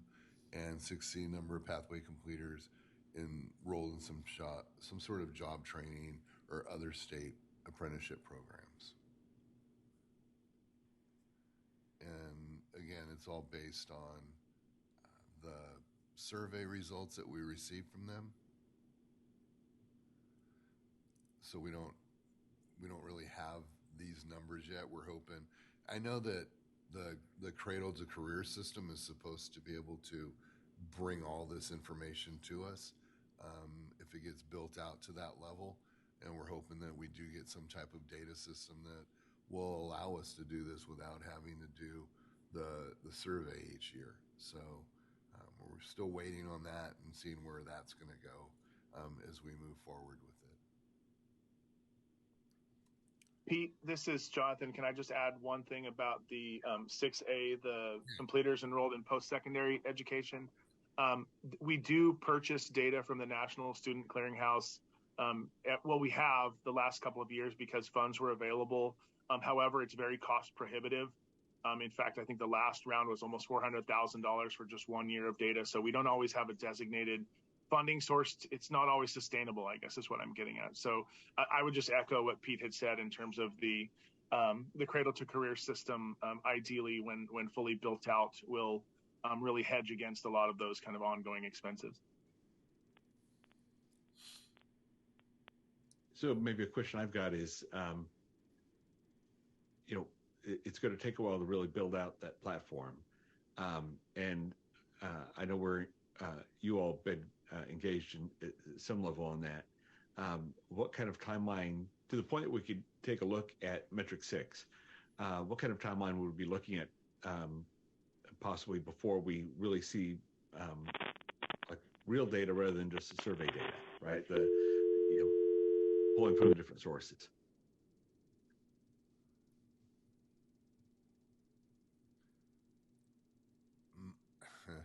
Good question. I think that it's going to be a while. Really putting this, just looking at being able to share data in the state has been difficult also, right? Having MOUs and trying to get those in place and being able to work with other agencies and putting these things together, it's a huge task for a state the size of California. And the investment's been huge, but it's getting those agreements in place that causes some of our barriers and some of our issues. It would be great, if we can get this. I know that as we move forward with apprenticeships and registered apprenticeships, we'll be able to get some of those numbers going forward. But accuracy, I'm not sure. It may take a while to get that. And so we may want to revisit metric 6 in the future and see if we want to move to something different as our metric for that until we can actually receive that data. Yep. And kind of the thought behind my question is, do we need to put more effort and maybe, more energy into, but political energy and reaching out to get past some of these challenges in doing these data sharing agreements so we can get additional data beyond the survey? Because I think we've been using these past couple of years this survey data, and the more widely that gets adopted, the more that gets ingrained in the cultures, and those graduates then participate is really helpful. But then being able to match that with data from other sources to really make sure that we have a robust data set and that we're really able to do some deeper analytics on it. My concern is around those data sharing agreements and how hard it's been to make those happen, and then being able to pull data, especially on those former students that we don't see and don't respond to the survey. Because my concern is that we might have gaps here somewhere that we might be able to help fill to improve the quality of the funding and the programs that we're funding. And so really trying to close the loop on some of this is an important thing to me. Other comments? Member Williams. So Pete, just piggybacking on what Member Rollins is saying is, would it make a difference if you made 6.1 more specific? Because post-secondary education, I'm hearing the echo. It's real broad. So say like if we just said we wanted to find out the number of pupils that were enrolled in a community college, would it make it easier for you if it was more specific? Jonathan, what do you think? Yeah. I think we need to think about it a little bit, Member Williams, to be honest with you. I mean, it's a very important question, but I think it would require some conversations and thought to nail it down. Because I'm just thinking if you're specific, then maybe it'd be easier for maybe us to pilot some of these data sharings with the system. So like if it's the community college system, then okay, well, what are the issues with sharing data? You got 3 people here that have influence in that system. I'm not saying we can make it happen. I'm just saying, would it make the job a little easier? Because that's a real broad term to say post-secondary educational institutions. That's, it's a major feat. So yeah, I hear you think about it, but that's I just wanted to yeah, to be able to pilot. No, I it's a good point. Thank you. In 6B, we could probably tackle once we figure out reporting from the apprenticeship programs, right? That we can link back to our high school students that went directly into an apprenticeship program. So those are things that we're growing within the K-12 system. Slowly, but we're getting there.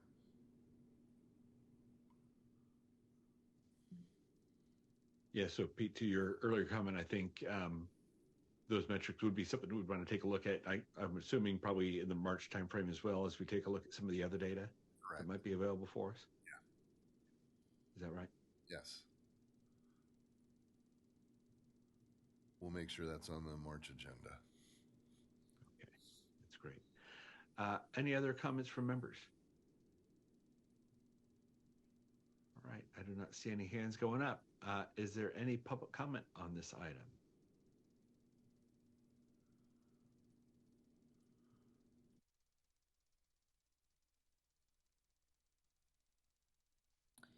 There's no public comment on this item. All right, so that will conclude the public comment period for agenda item number 4. We are at 10:40. We are, again, still a bit ahead of schedule. And so we will take our break now, closer to the time that we originally planned. And let's give us a little extra time here. So we will come back at 11 o'clock.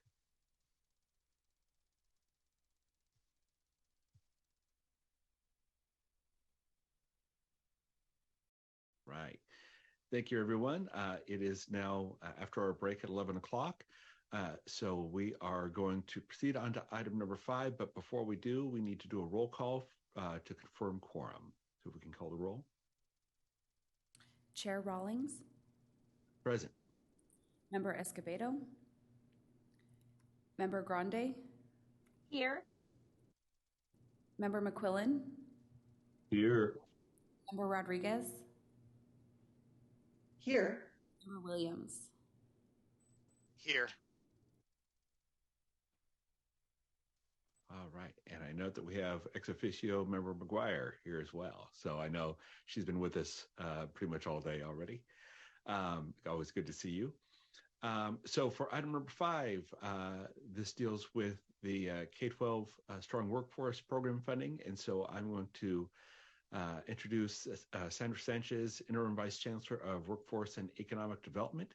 And if he's able to join us, Dr. John Hetz, Executive Vice Chancellor of Innovation, Data, Evidence, and Analytics at the California Community College Chancellor's Office. And then also Ravindra Singh, Senior Program Associate at WestEd, and Karen Beltramo, Senior Program Manager at WestEd. So Sandra and team, I will turn it over to you. Thank you, Chair Rawlings and members of the board. Good morning. So today we will briefly be reviewing the newest Community College Launch Board dashboard that was developed specifically for our Strong Workforce K-12 program.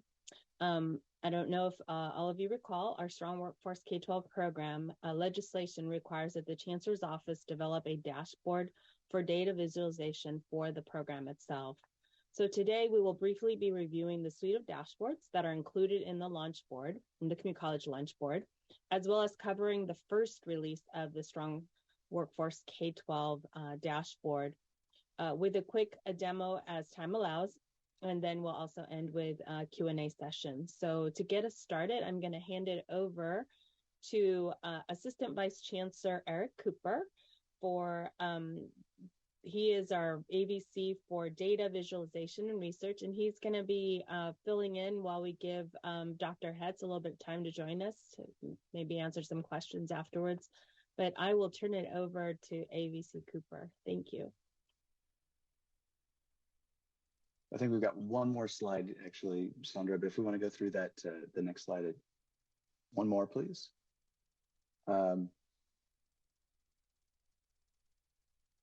right, let's go through this then. As noted, we're going to review the launch board, talk a little bit about the K-12 Strong Workforce Program dashboard data, really specifying sort of the universe of students that are included. If you recall from the prior presentation, one of the conversations that we ended up having was about the availability of data. That certainly impacts this as well in terms of data sharing agreements and those sorts of things. Again, sort of emphasizing some of the data issues when comparing to other CDE sources. And then again, the demo of the dashboard, which is where the WestEd team, Ravinder and Karen, will take over and kind of show you what we've got. Next slide, please.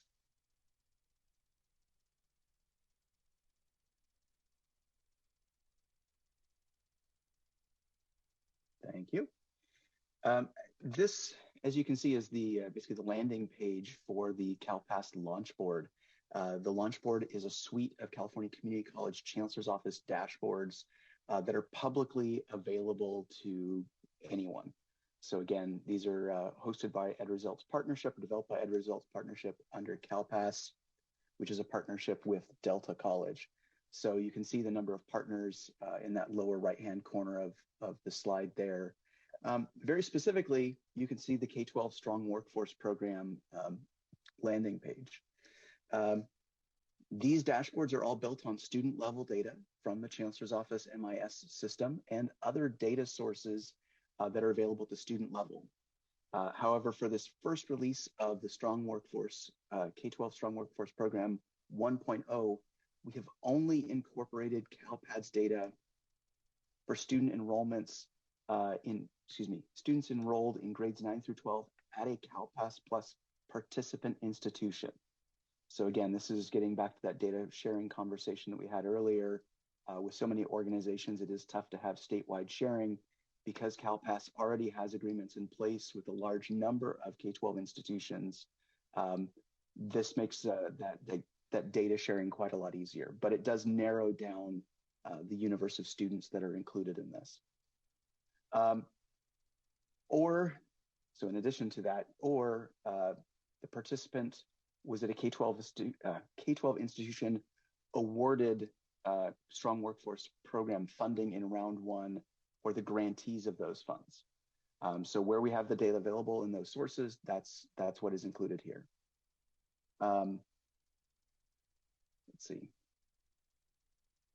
Along with that, because this is relatively recent, only data from files uploaded for the 1819 and 1920 academic year are included in those metric calculations.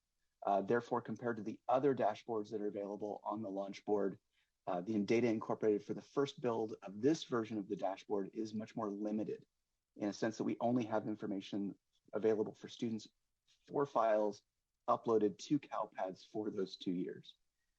In addition, we also have FERPA suppression and complementary FERPA suppression rules that have been worked out over time and are strictly enforced on all of the dashboards, including this one. The methodology and high-level explanations are shared on the dashboard when FERPA or complementary FERPA suppression is implemented. Next slide, please. All right, so important things. Many of our dashboards have both cohort views or snapshot views. This K-12 Strong Workforce program is a snapshot view. So we are capturing moments in time for students who meet each metric outcome in the selected year. So if we're talking about 1920, it's just, 1819 or 1920 is only those students who met the outcome in that year. So therefore, students who met one outcome may not be the same students who met another outcome. In this dashboard with the limitations of the data, we're not tracking of cohorts of students, although we'd like to, or there is that possibility to do that at a later date. Just note that we do have first-time cohort views in the other dashboards, particularly the Student Success Metrics dashboard, which is complementary to this, although it does not contain all of the same information. Next slide, please. So this is just a diagram of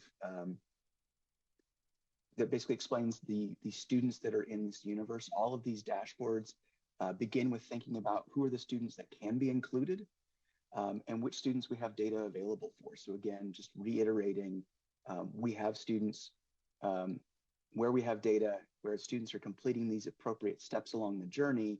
That is the available data that we have. Next slide.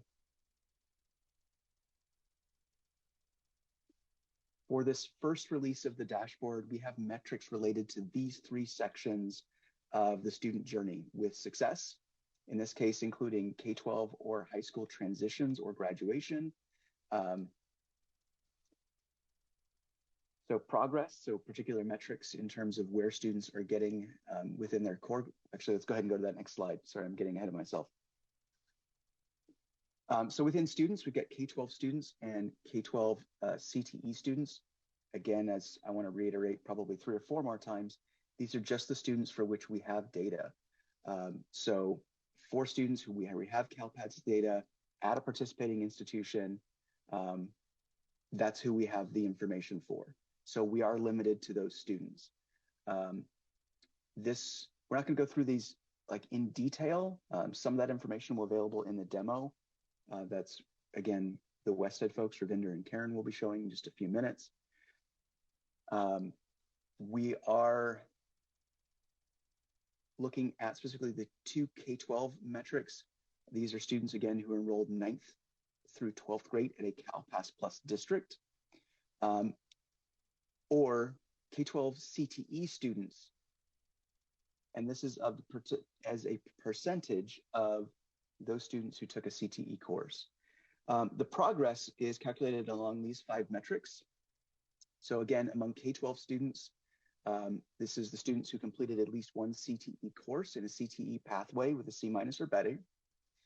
When we get into this, you'll be able to see the definitions as part of the hover.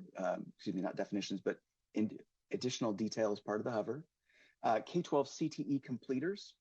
So the students who completed 300 career education hours in an industry pathway and successfully completed their path capstone course with a C- or better. K-12 industry sector completers, again, students who completed in each industry sector. Those students with early college credit, again, going back to our earlier conversation about those dual enrollment and other options, gets into there as well.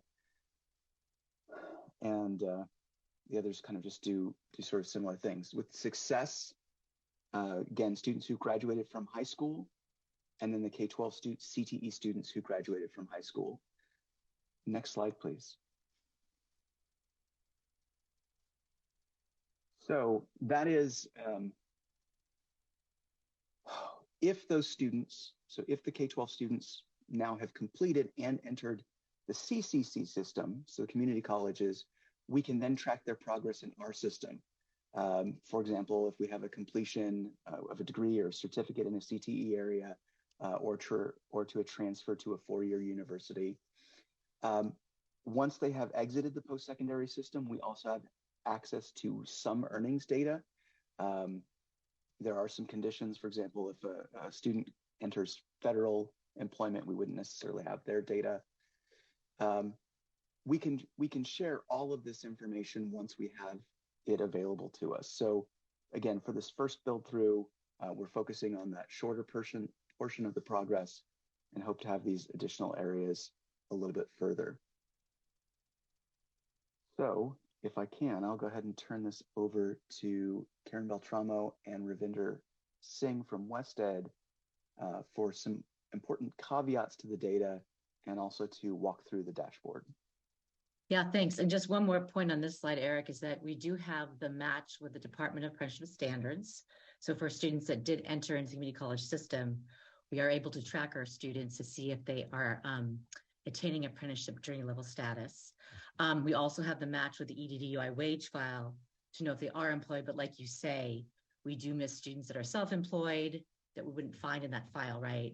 And we do have that agreement with the National Center of Education Statistics to see if our students are transferring to a four-year. We also have matches with UC and CSU as well. Next slide, please.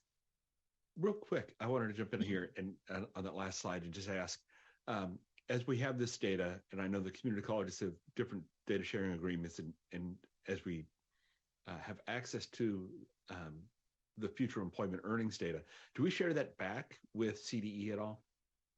Or is that part of the data sharing agreement that we have, that we've been working on? So the current MOU, I'll speak now, and Eric, please, or Sandra, please feel free to correct me, but the current MOU that the Chancellor's office has with EDD does not allow for sharing back student level data for employment and earnings. And, you know, from that match, what we can get is the NAICS code or the North American Industry Classification codes. We know what industry sector they're working in that aligns to that federal, right, coding of industries. And then we know what their salary was in a quarter. So that's really the information we get. As well, we have surveys about if they're working in their field of study that comes from a long-standing statewide CTE outcome survey that's been going on for quite a while now. And Bill, I think Dr. Hetz has joined us, and he might be able to add a little bit to what our current MOU has as well. I have joined us. Good afternoon, or good morning, everyone. It's still morning. Apologize. I was stuck with a very large set of lawyers in an intellectual property negotiation, so I apologize for my tardiness. I caught the tail end of what Eric was presenting. He did a very good job on our behalf. Thank you, Dr. Cooper. What I would say is we are not allowed to share individual level data that comes from EDD with anyone. And so it's very highly protected information. Even within the Chancellor's office, there are only a certain number of individuals that are allowed to work with that data. So we are not allowed to even share it out with our individual colleges per our agreement with EDD. And so, it's not, we would love to be able to share it more widely, but it's part of our agreement to be able to have that data. Great, that's important. And although we do share back the student success data that is within our system, right? The we data could that's not including EDD. Yeah, we can certainly do that. There's a variety of information that we do share back with EDD. I don't think in this case, because this data is brand new, this data has been shared back in any way, because we haven't yet linked any of these students to our system's data, right? This is all representation of existing K-12 information. Got it. Okay, thank you. Oh, I see Member Williams, maybe I prompted a question there. Yeah, you did, and I know you're trying to get us through the meetings, but it's all right. We're ahead of time. We're good. I geek out on this stuff. So, so are you saying? I understand you saying you can't share student level data, but can a LEA ask for generalized data that would help them determine the effectiveness of their employment services? So, can you say, because I'm assuming if you have student level data, you can do zip codes and say, okay, 500 students, are working that came from X district. Can they get generalized data that they can use to determine the effectiveness of the employment services that they provided? So it kind of depends on what you mean by generalized. So what we're hoping is that this type of dashboard would provide the LEAs the opportunity to see that general data in a variety of ways that they could then disaggregate. But whenever we start to drill down further, we have to be careful about essentially things can become identifiable if you get small enough groups and start disaggregating. Well, I mean, the governor is pushing us to do regional, projects and looking at regional industry sectors. So if we know, say for instance, that we're making heavy investments in clean transportation training, it would seem like, I would want to know how many students actually are working in that sector. And I don't see why that would, require the disclosure of who the specific student is. Right. So we have regional views on a variety of our dashboards that do just precisely what you're talking about. We do not yet have that on this dashboard because we're not yet tracking these students to employment. Understood. Okay. Appreciate the information. Thank you all. You bet. Happy to help. And again, my apologies for not being here on time. No worries. We got it. You had a good stand-in. All right. So with that, Karen, I think I don't see any other hands raised. So go on ahead. Thank you. Next slide, please. So Eric covered this pretty thoroughly, but just to be really clear, we have a note displayed on the header. And when we get to the live demo, we will show you exactly what that looks like. We like to be very transparent. So for students enrolled in grades 9 to 12 at a CalPass Plus participant institution awarded K-12 SB funding as part of round 1 for this build, and also who successfully uploaded their data to CalPass Plus. As Eric mentioned, there's only files loaded for 2018-19 and 2019-20 can be referenced. Just want to be really clear about that universe of students that dashboard's for. Each of the dashboards on the launch board, as Eric mentioned, is really for a different kind of universe of students, depending on what the dashboard's intent and purpose is for, and the audience as it's intended for. Next slide, please. I won't spend too much time here, but again, in just because we like to be very transparent, you'll see when we go to the dashboard, we have all kinds of notes and messaging on our dashboard to help with interpretation of the data, to make sure that people understand what they're looking at.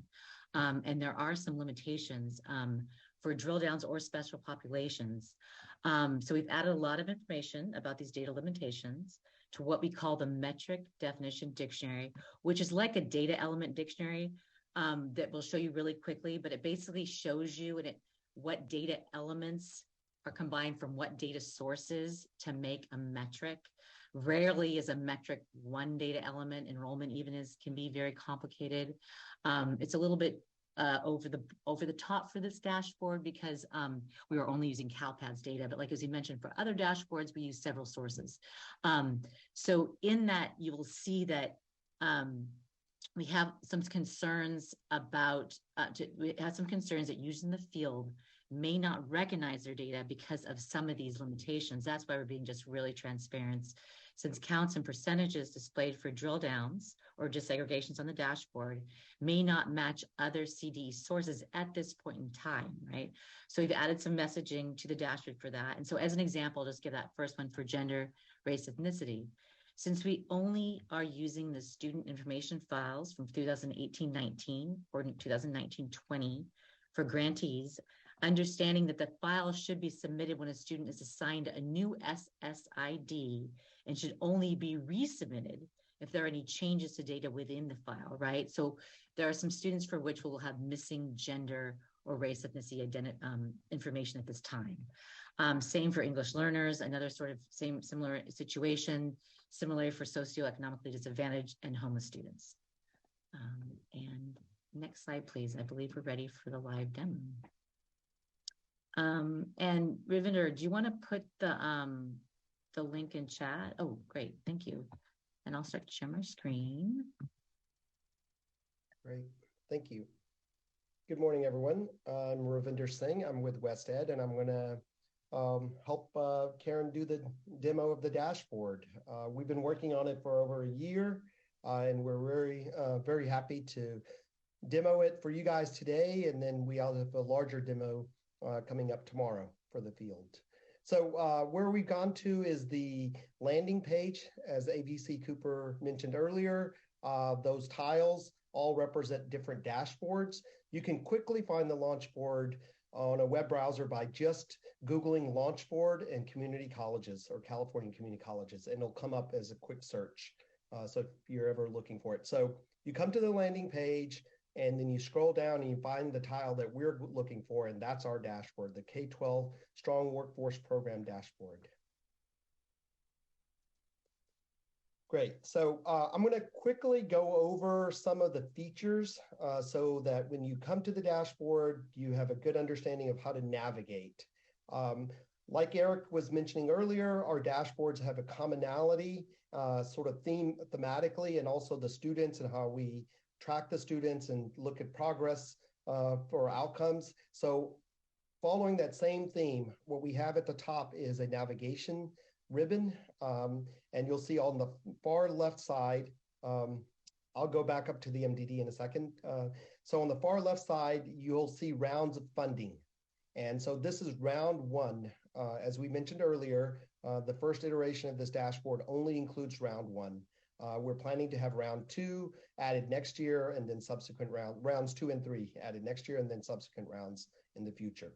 So that will be a drop-down menu. It's not available right now, so if Karen was to actually click on it, nothing would happen. But in future years, you'll have different rounds you can choose from. The next selection is actually the way we have all of our selections on our dashboards. With the addition of this being K-12, we've added a couple more buttons. So we have statewide data, then data by the region, and Karen, you can show these are the large regions, I believe, macro and micro regions. Yes. Yeah, they're what the community college refers to as micro regions. Yeah. And then we have by county, then by LEA, and then by the institution level, the school level. So Ellen, let's make sure it's really clear. So if you know anything in the title of your LEA or your county, you can just start typing and selections will come up. Right. So yeah, you don't have to scroll down to the list. So there's a feature where you can type in and then your options will come up. And then next is your selection of years. So as we mentioned earlier, we have 2 years of data in this dashboard, 18-19 school year and 19-20 school year. So right now it's defaults to the 19-20 school year or the most current school year available. And then finally on the last options is the drill downs. And these are actually your disaggregated data by demographics. So Karen, scrolling through the demographics that we've included with this data set. And before we go down into any of the actual metrics, let's talk a little bit about what Karen had pointed to initially, which is a very key document. That's something we call the Metric Definition Dictionary. It's really just a dictionary that will help you understand who's included in the data and how the actual metric you're looking at is defined and calculated. I think we're going to show an example of that, Karen, right? When we do students under student types, and then we can go and look at it more deeply there. Again, that's your top navigation at the top of the dashboard, and then you'll look at the note that we always include here. And that's a very important note. Again, this is something that Dr. Cooper has covered earlier, but we want to make sure that when you're at the dashboard, you understand what's in this dashboard. So right after that, yeah, we can talk about the export feature as well. One of the things that we include on our dashboards is that you can actually export this data into a comma-separated values spreadsheet. And so it'll come out in an Excel spreadsheet or whatever spreadsheet you're using, and you're able to look at the data and manipulate it in any way or shape you want to. Okay. Yeah, it's really nice. This dashboard's able to do for your selection here and eventual selection here. It'll export all data, all years, all disaggregations. Yeah. So if some you other want dashboards are really large, so it can't, you have to do year by year by year, but this is a rather nice export. Yeah, so if you wanted to display some data in a way you wanted to have it for the audience you're presenting to, you can export it and then rearrange the data the way you want to present it. And just make sure whenever you change anything in the ribbon that Ravinder was talking about, just make sure to always hit view. I still do this myself. I'll make a selection, then I'll go down, oh my gosh, nothing's changed. And I always have to remember to hit that view button to refresh. Yeah, thank you, Karen. Thanks for reminding me about that. So as we mentioned earlier, we have three major sets of metrics that we have in this dashboard. The first one is about the student type. The second is progress. And then third is transition. Because we actually envision this dashboard to include data for students after they leave K-12, we have decided to name of all of our metrics accordingly. So what you'll see is K-12 a lot repeated here. And so when we have future outcomes, then we can call them whatever post-secondary metric name we want to use. But right here, the first type of student under student types is K-12 students. And here, as AVC Cooper was mentioning earlier, this is actually defined as, and I won't read this again, it's those students that are enrolled in those grades at a CalPAS Plus participant K-12 institution, and they were awarded K-12 SWP funding. So here you see there's about 1,047,000 students in 1819 and 955,000 plus students in 1920. So the next one is K-12 CTE students, and Karen's showing our hover over feature here, and you can see that of those 1,047,000, 436,111 were K-12 CTE students in 1819, and then the same thing you can see here in 1920. And Karen, do you want to go to the MDD really quickly? I know. Yeah, we're getting a little short on time, but we'll just do really quick just to make sure. Okay. So if you're ever, what we like this feature was brought in a couple of years ago to our dashboards by our partners, Educational Results Partnership, where it goes directly to the metric that you're looking at for people that are like, I still don't understand from this description. We tend to have really long descriptions, again, to be really clear about what you're looking at. But that takes you straight to that element in the dictionary. Okay, then the progress section, basically progress for us is while students are in the institution with us, what are they doing essentially? So these are the K-12 CT participants. And so again, the hover will tell you out of those 1,047,000, the percentage that are CT participants. And again, you can see that's our percentage of students who completed at least one course in a CT pathway with a C- or better. And we have some notes down here about while there's some, again, this is a little bit of a data caveat note, just to be really clear. You might have some instances here that might be kind of confusing about CT completers versus CT participants, but we're just being really clear why that might happen. Now here's our CT completer metric. And as you can see, you've got real low percentages because we're not taking that over CTE participants or CT students. We're taking it over the universe of students, right? So if there's any feedback, and again, I think at one slide, we had the launch board at ccco.edu. We are continually asking for feedback. We like to do our continuous cycle of improvement. We get a lot of feedback from the field. We bring it to the Chancellor's office. We discuss amongst us and then decide what will be implemented. But this is how it's been implemented for this build. Again, always the hover over is very consistent, where you have the value, the denominator, right, and percentage. And then this metric here is just displaying completers by industry sector. So let's just take, we could stick with agriculture and natural resources. So when you're looking over here, out of those 48,000 students who completed, about 6,000 students completed in this sector, right? About 12% completed in this sector. So that's how to read those metrics. Out of those 50,000 students that completed in 1920, 6,400 completed in the ag and natural resources sector. And this has all the 15 sectors plus in that align to the CD sectors. This metric is just now completers, but then who also had early college credit, work-based learning, or third-party certification. This percentage is then over those completers, what students had at least one CTE course counting for early college credit, et cetera, right? So that's why those percentages are displayed that way. Out of those 50,000 completers, over 9,000 students had a CTE course that counted for early college credit. And then down here, I think on the same thing, this is the same way of observing by industry sector, this metric of completers who took a CTE course with early college credit. Out of those 8,275, 19% or 1,500 students did that in the ag and natural resources sector. So out of those 9,000, over 9,000, 1,725 did it in the ag and natural resources sector. Students can be counted in more than one sector if they completed CTE courses, right, in both sectors. So that can happen. Again, the snapshot view in time of this is the students that did this in this year. And then Ravinder, I believe I'm passing it over to you for the last section, which is the K-12 transition.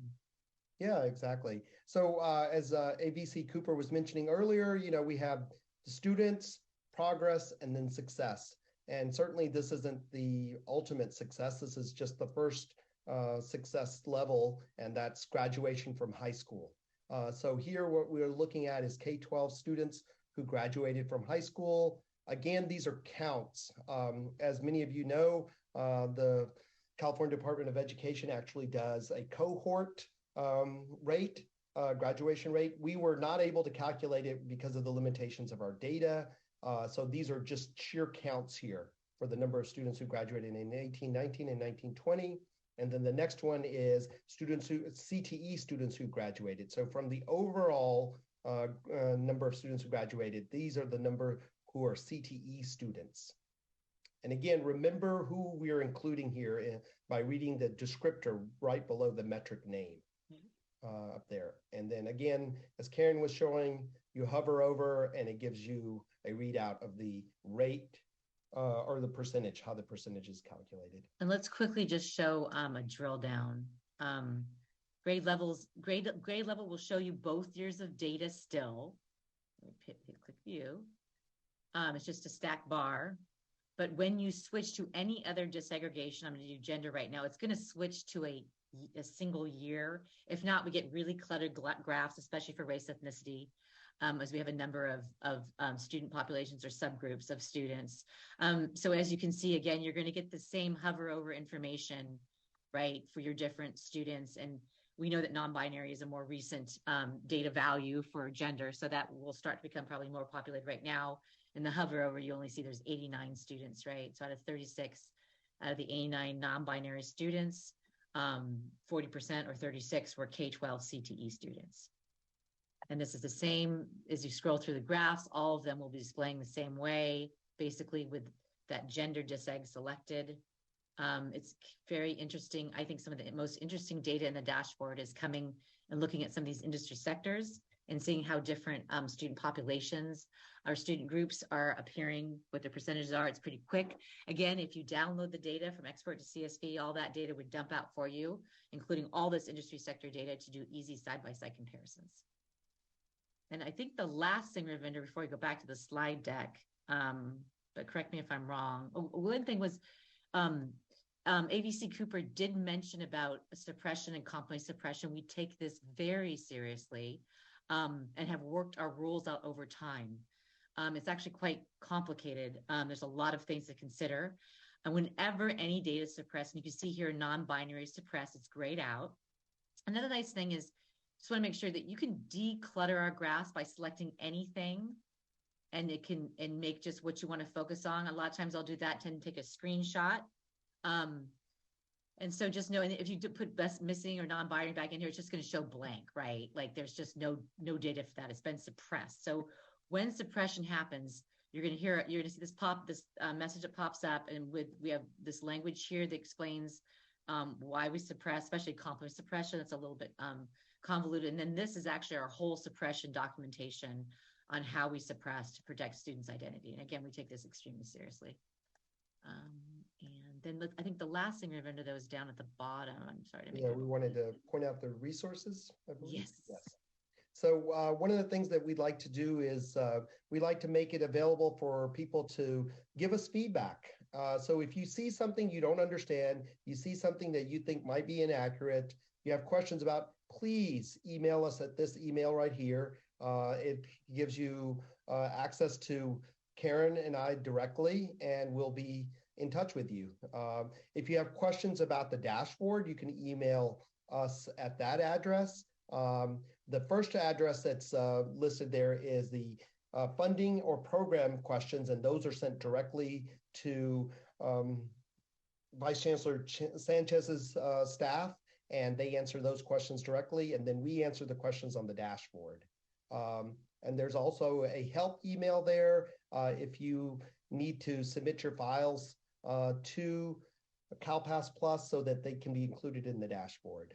And then right below that is a caret that has all of the major things that we were discussing earlier. So you can see through there key documents that help you understand the dashboard, help you understand the K-12 SWP funding, and a fact sheet also.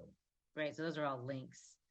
And then we always like to put dates of when we have received the files for the build. So you can see that these files were uploaded to CalPass on that date, just to be really clear. And then we do have a very full library of resources here that is not that robust yet for K-12 SWP, but as we do more webinars and trainings, as more sources get developed, they will go into that library as well. And it's a searchable library of resources depending on what you're looking for. And I think that's it. I'm going to stop sharing. If we could go back to the PowerPoint. And I believe, if possible, we need to end up on slide number. Oh, shoot. I closed the one that was, here we go. On slide number 70. Yeah. 82. Yeah. 82. The deck includes sort of screenshots of all the demo that Karen and I did. So if you're looking I'm so sorry. Yeah, so please scroll through all of our screenshots. We weren't sure if we were able to share a screen or not, so we. And the next slide, please. And this is where John or Sandra, I believe you're going to announce the webinar that we have tomorrow for the field for our release webinar.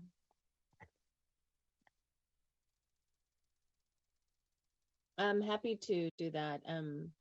So we have scheduled a webinar release for the field tomorrow at 11 a.m. Obviously, everyone is welcome to participate. And it is a more in-depth review of the dashboard itself. And so if there are any questions, the webinar will also be posted on our website along with a frequently asked questions document of the webinar to support the field and any questions they may have. So with that, I believe we are handing it back to Member Rawlings. All right, this is great info. I always love seeing the new dashboards and data visualization that we're doing here. So I want to open it up for member questions or comments. Anyone from the committee? All right, I am seeing Member McQuillan. Thank you. Sorry about my voice. I'm not feeling well today.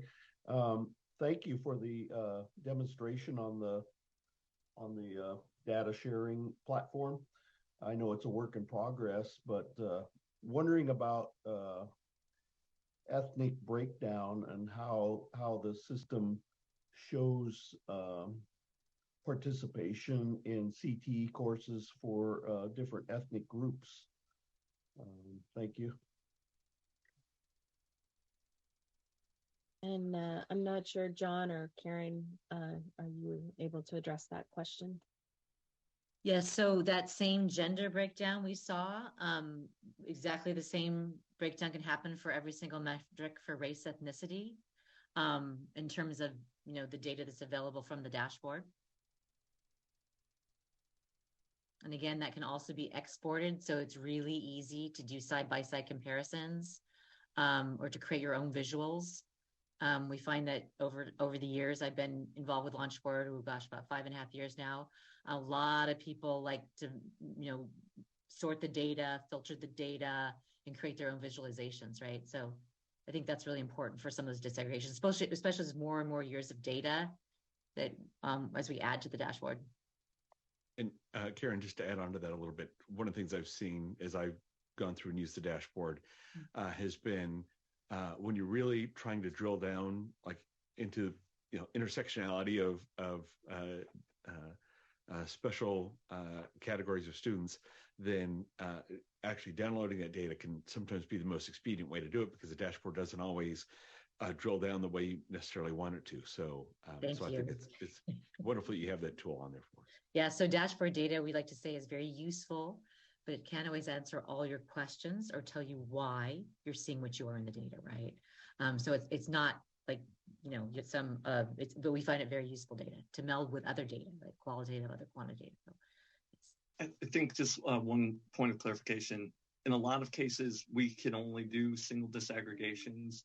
Doing multiple disaggregations, making sure that you are looking at all the cross possibilities would make the dashboards really unwieldy to build. And so in a lot of cases, there is only a single disaggregation available. So in addition to, this was covered a little bit earlier by the team, but in addition to gender, there's race, ethnicity, English language learners, socioeconomically disadvantaged, homeless, and students with disabilities are all possible disaggregations that are available. Great, very good point. Next, we have Member Williams and then Member Rodriguez. I think this is a really cool tool. Is there a reason under the student success matrix you can't do the comparisons amongst the state and the districts, other districts? If I can take that, we plan on adding that, and it is being worked on right now by our partners to add a detailed comparison view. Yes, we find that very valuable. Okay. To compare an LEA to a region, you compare thank you. Member Rodriguez. I want to thank you for putting all of this together, and what a powerful demonstration.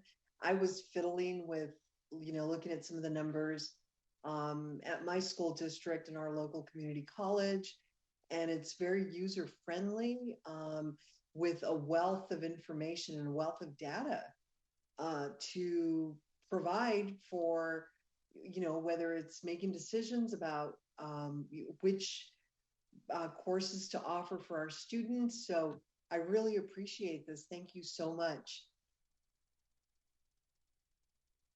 All right, I totally agree. Any other comments from members of the committee? All right, I'm not seeing any, so let's move on to public comment. Is there any public comment on this item? There's no public comment on this item. It does not look like it. All right, so that concludes the public comment period for item number 5 on the agenda. Thank you all so much for that. That gets us down to item number 6, which is general public comment. And so I want to thank everyone for being here. And are there any public comments on items that were not specifically listed on the agenda? Now is the time to raise your hand and get your feedback in. And please note that we want to have you keep your comments brief and that we do have a 2-minute time limit for each. So are there any general public comments?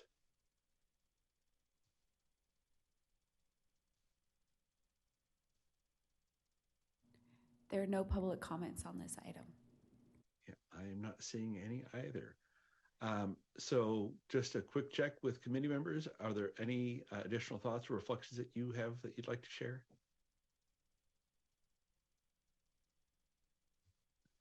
I'm not seeing any hands raised. So just a bit of housekeeping. Our next proposed meeting date tentatively is set for January 27th around 9 a.m. I don't know if we have any indication whether we'll be all in person or not, but I'm hoping that we are. And we will have information coming out about that hopefully in the early part of next year. And if there's no other comment, then we are going to adjourn at 11:48. Thank you, everyone. Thanks, everyone.